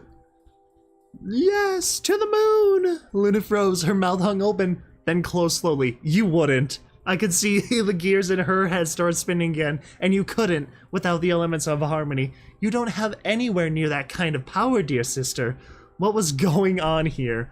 Apple Bloom apparently either not quite in on the joke or simply unable to see Luna made uncomfortably quiet spoke up. She means Crescent Moon Canyon. Princess Celestia smiled but tilted her head towards Apple Bloom with a look that suggested the regal princess hadn't wanted a young architect to spill that quite yet. Princess Luna shot her a sister. A look then moved to the table, her eyes going wide. This? She looked up with tears in her eyes. This is going to be Luna Academy for Young Unicorns? A magical school of my very own, just like yours. Oh, oof. Understandable. Alright, makes sense. Have a good one. Quite young, just like yours. Princess Celestia smiled and nuzzled her younger sister. Happy birthday, little sister. Apple Bloom's mouth hung open until my host tapped his own with the hoof. Blushing, she waved a hoof of the model. Princess Celestia has given. She paused, looking at the princess to make sure it was okay to speak. Princess Celestia smiled with a nod and softness in her eyes. Us, Little Horn Valley and the Crescent Moon Canyon to be built on. It's isolated, far away from any dangers. Yeah? I mean, that's nice. Cool. It's gonna take a while. And for anyway from a Canalot and own school. Princess Celestia nodded. I want you to have this fairly. Without ponies making the comparisons they would. The schools were side by side, and without the students being distracted by rivalry, the princess flicked her gaze to Apple Bloom as she added, and I know you were considering Ponyville, but I didn't want young colts and fillies wandering off into the Everfree Forest. Luna rolled her eyes. Come on, big sister. No filly is foolish enough to be wandering around that place. Have faith in my students. Apple Bloom was making the sort of face that suggested she really wanted to be someplace else. The only thing within a day's wagon ride of Littlehorn are some zebra jungles. Yes, Princess Celestia nodded. There will be friendly zebras not far away if they need assistance, and soon several of your students will have baby dragons of their own, so if any pony needs to contact you, you will be a sneeze away. Hey, I wouldn't have known if you left or not, so... We were airborne between Philadelphia and Manhattan. As much as I wanted to go straight to 10 Pony Tower, the warning that DJ Pone 3 had sent me was at the front of my thoughts, so I directed Calamity to take us to Junction R7 first. If something nasty was brewing in Shattered Hoof, something that Homage thought I needed to take care of first, then I wasn't going to waste any time. That still left me with a lot to think about, and most of that time was spent thinking about the memory orb I had found besides poor Apple Bloom's skeleton. My inner pony had taken over a day to stop dancing at, having seen the goddesses, and it almost harder to prevent myself from reliving the memory over and over again to fight the urge for party time mentals, and at least with the latter, I had the help of simply not caring any to take. The cravings came without an easy way to sate them, but this I couldn't throw away a memory orb of the goddesses. It deserved to be enshrined. A momentary played with the idea of taking the cathedral for myself, wanting to transform it into a temple by Celestia and Luna with the memory orb as a sacred relic. It was a silly daydream and it passed. I was caught myself revisiting the notion of Luna clapping me with her wings. Only this time as a fantasy rather than a swear. I caught myself before my imagination could get too far and punished myself by banging my head repeatedly against the side of the Sky Bandit until Calamity threatened to land. It took a while before the implications of what I had seen started to sink in. Littlehorn. It was the name I had heard before in several contexts, but Watch's words stood out. The massacre at Littlehorn broke Princess Celestia's heart. After that, nearly midway through the war, Princess Celestia decided she wasn't the right pony to lead Equestria anymore, so she stepped down, abdicated her positions to her sister, Princess Luna. I looked around. Velvet Remedy was lost inside the Fluttershy memory orb once more. Pyrelite, her aura merely twice her size, had cradled herself against Velvet Remedy's left shoulder and was snoring loftily. I shared the Sky Bandit with Steelhooves and Zenith. Calamity was pulling us. Was ahead pulling us. I hope so. I hope he is.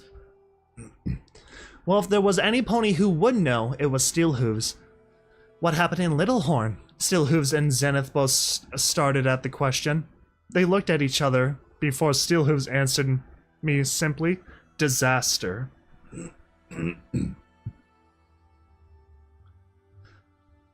I shivered knowing I didn't really want to hear this, but part of me needed to. Tell me.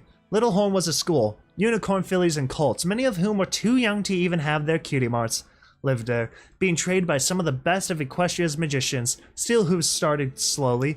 One evening around twilight, a little over 9 years into the war, a zebra convoy rolled into Littlehorn Valley, 24 zebra legionaries and 3 large covered wagons. When they didn't respond to peaceful overtures, the matron of the school activated the school's defenses. They didn't know your language, Zenith abruptly interrupted. They weren't frontline soldiers, it was a refugee convoy, mares and small zebra children just trying to get out of the killing zone. I know that, Steelhooves shot back harshly. They realized that when the first wagon was struck and they saw the dead. But by then, it was too late, he turned to me. It was too late. The zebra convoy had assassins wearing zebra stealth cloaks. Yeah, probably. They had one, Zenith corrected. A father whose family was killed in school surprise attack. They only needed one, Steelhooves growled. The school was full of children, and the zebra set off a gas bomb inside. It was Canterlot in miniature. The striped bastards killed every pony in Littlehorn. I felt myself crying. Okay, please, I don't want to hear anymore. They weren't paying attention to me. But then, I wasn't being very assertive. I was still numb with heartache. Littlehorn had been turning point of the war, and the pony in my mind was realizing with tearful slowness how Littlehorn had rippled out to destroy every pony it touched. I began to understand the architect Applebloom's sense of guilt and how it steered her choices, and that would have been nothing compared to the guilt and sorrow of then Prince Celestia, who had herself chosen the location, or the effects of Princess Luna, whose beloved students were the ones slaughtered to the last. It was after Littlehorn that the damn zebras went totally manticore shit. Every fight became one to annihilation of the one another or the other. We struck one wagon, and yes, it was a mistake. They massacred hundreds of small children, and they went completely insane over it. That had nothing to do with Littlehorn, Zenith said solemnly. The war had changed. It wasn't about coal or gemstones anymore.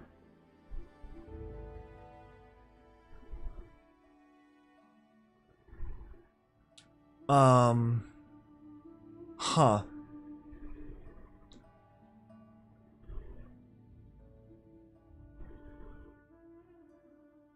Okay then. I have no clue. No clue how to respond to that. Coal and gemstones. But then that made a lot of sense. Zebras weren't like unicorns. They couldn't cast spells or use magic directly. They had to brew it into potions, infuse into fetishes, or otherwise bind it into objects to get their magic to work.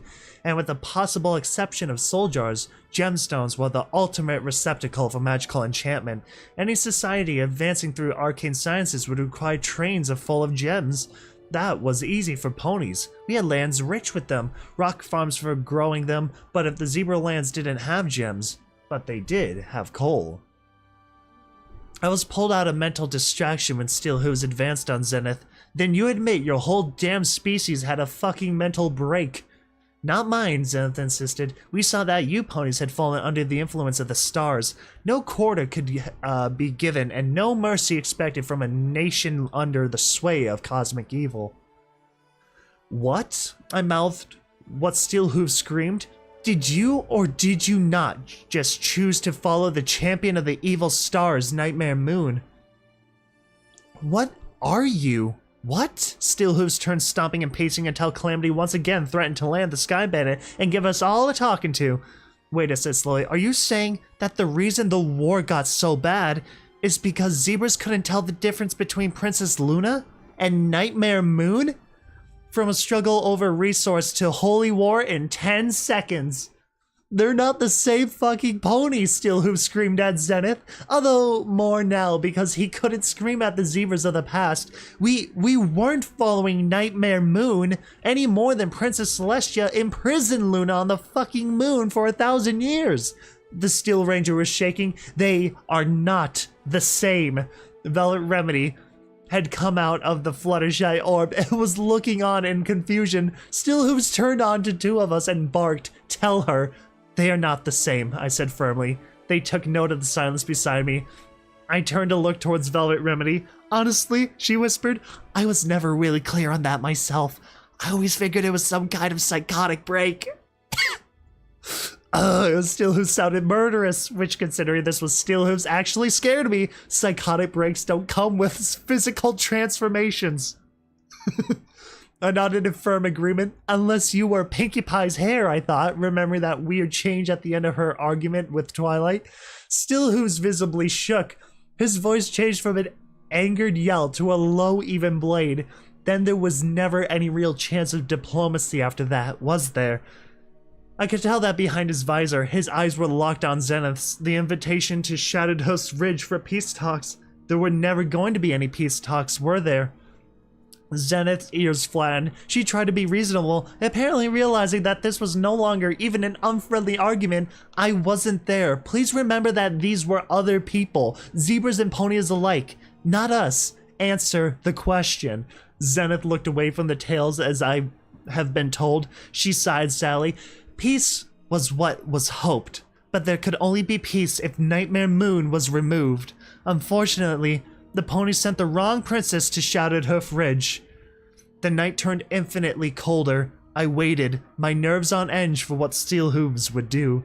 With a final growl, Steelhooves removed himself to the furthest end of the Sky Bandit and crouched down pretending to sleep, which I knew he didn't, but I thankfully played along. "Y'all okay back there now?" Calamity called back. My answer echoed Steelhooves' answers to Night Poppyseed. "No." Dang, this just got like from 1 to a 10 real quickly, all because they thought it freaking was Nightmare Moon? Oh my gosh. Oh, that's insane. We picked up the signal near within an hour of setting down at Junction R7. It wasn't from Shattered Hoof. Made a distress call from Stable Text, Stable 2, message begins. The mechanized voice gave way to one I had written off ever hearing again, the voice of our Overmare. "Little Pip, Velvet Remedy, if either of you can hear us, I pray you're still alive, still out there to hear this. Please, if you, or if any friendly pony can hear this, Stable 2 is under attack. We don't know who they are or where they came from, but they have somehow opened the front door and are killing every pony inside. I've evacuated all the survivors into the security in Overmare's wing, but now that we are cut off from the orchard, we are running out of food. The invaders seem content to wait us out. If you can hear this, please save us." Uh-oh. Uh-oh, uh-oh, uh-oh, uh-oh, uh-oh, uh-oh, uh-oh, uh-oh, uh-oh, uh-oh, uh-oh, spaghetti-o, uh-oh, uh-oh, uh-oh. Oh, shoot, their home is being invaded. Uh-oh. Uh-oh, the Enclave, no doubt. Definitely the opening of Fallout 2 for sure. My blood turned to ice. I analyzed the signal. The broadcast was being piped through the same transmitter that the father of the dying cult had once tapped into from the cistern under the big Macintosh Memorial. The mechanical voice returned. "Home," message repeats. "This is an automated distress call from Stable Text Stable 2. Message begins." Oh, goddesses. Calamity, turn now. We have to get to Stable 2 fast. Little Pip, I'm about to collapse here. What's the... I pulled out my earblow and played the message aloud. Within 10 words, Calamity was already banking and pulling us onto our new heading. "No," Steelhooves whispered. "Damn them, no." I swiveled towards my Steel Ranger friend. "No what?" And then I realized what Crusade Elderberry Saber had rushed off into the moment. I was out of the way. "I'm sorry, Little Pip. I did everything I could to make them believe taking Stable 2 was a mistake. I have been for decades, but after you two showed up and they realized there was still a functional stable down there. This was your mission?" I strode forward, my glare alone almost strong enough to disintegrate the Earth Pony Ghoul. "Assess if Stable 2 could be safely taken?" He cringed back from me. I even tried giving them Stable 29 instead. I rocked on my hooves, my mind teething on the edge of a dark chasm as I struggled to remember if my own hack of a Stable 29's entrance, I might have left clues that the tech-savvy agents of the Ministry of Wartime Technology could have used to figure their way through my own stable's door. Velvet Remedy wrapped a hoof about me, holding me back. If the Steel Rangers are assaulting our home, she said with the steel in her voice, we might need him. Or maybe it's best we just drop you off here, Calamity called back, fixing Steel hooves with an even stare. Cause I'm headed to stable too, and when I get there, I'm planning to kill me a whole lot of Steel Rangers. Footnote, level up. New perk, Bone Strengthening Brew. With this perk, your limbs only receive 50% of the damage they normally would. Note, Bone Strengthening Brew and the Cybernetic Implant perk, Adamantium Bone Lacing, are mutually exclusive. Oh my god. Oh.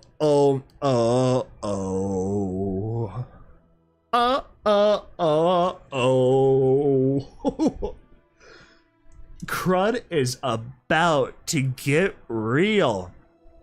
I am probably going to read these, the next 2 chapters.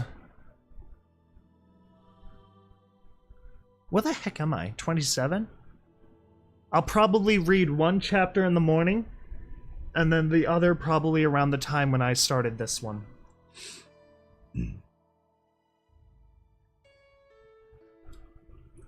Dude, Crud is getting real, bro.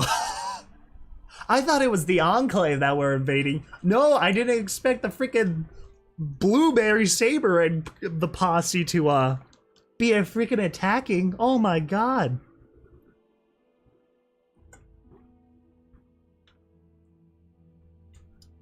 That was freaking ridiculous. Holy cow. Oh my god, the ending of that. If I start it now, I have to finish it just the same. And unfortunately, I can only read so much out loud before I get agonizingly bored. It's not the same for you. You have the choice to zone out and do whatever you want. I have to stare at this. Green texts. Dude, I know, I thought that got so freaking clutch, dude. All because they thought freaking, what was it? They thought Luna was Nightmare Moon? Or they weren't aware that Celestia stepped down or something and was replaced by a dictator? Is that what happened? At the end of this one? Now, if I'm correct, their quest was originally to go kill this supposed super mutant, whatever we'll call him, the false alicorn prophet's queen or creator of whatever. But then they got this distress call, and I was like, god dang. Oh my god, wait. Well, they explained that. Could you explain that a little bit? I mean, they explained it here, but... So they just feared the sisters because they had the sun and the... Oh my god, bro, they freaking... Even though you see the moon at the end of every day, they got spooked. Dude, I'm not gonna lie, I thought it was freaking intense when the, in last chapter, how the, false alicorn, whatever, the pit boss, I'll call him, the crater boss, was 3 times the height or something as the normal one. That was freaking awesome. That was intense. I didn't know they could get bigger. Gosh, dude, now I want to see like an irradiated dragon. Dude, this just picked off from like 1 to a 10 real quickly here. This just got real. Gosh, dude. You know, it's always when I start reading these chapters, like the first few phases, you know. Ugh. The first part, as soon as I start reading these, I'm obviously not at my best. I feel like chat over there also doesn't exactly understand the story, minus a few people. And so, gosh. Yeah, I don't know. That's ridiculous. That's absolutely awesome. I am very concerned to see what this next chapter has in store, though. Like, 17,000 words, I'm sorry, 15,000 words. So I'll probably plan on reading that not early in the morning, but I'll probably read that some point brunch-ish, breakfast, lunch. And then I'll probably read that last chapter around the same time we started this one. Gosh, dude. I'm going to go... Well, no, we can just keep chatting here about this story. What'd you all think about that?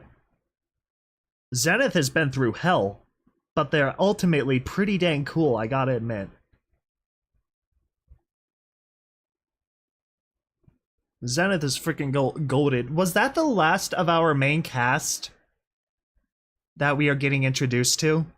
Or are there going to be more main characters? I feel like Zenith was the last one, right? We're gonna be playing Dead Space after though, so it's okay. We're gonna be starting something up right after this.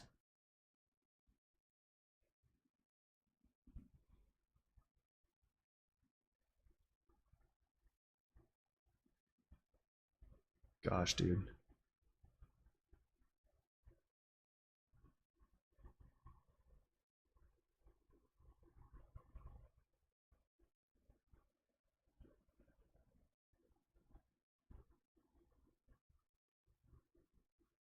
Alright, things are getting a little quiet here, but yeah, I'm going to go start up... Yeah, I'm going to go start up the, Dead Space stream here. Dude, we'll read it sometime tomorrow, so if you have tomorrow off, pay close attention, check back. Obviously, probably not from, like... 10 hours from now, I think, roughly, probably. I don't know. I get up when I get up. Anyway... Yeah, we're gonna start up Dead Space. Thank you all so much for watching. If you're gonna switch over to that, I'll start it up here in a little bit. Alright, so be sure to stay tuned.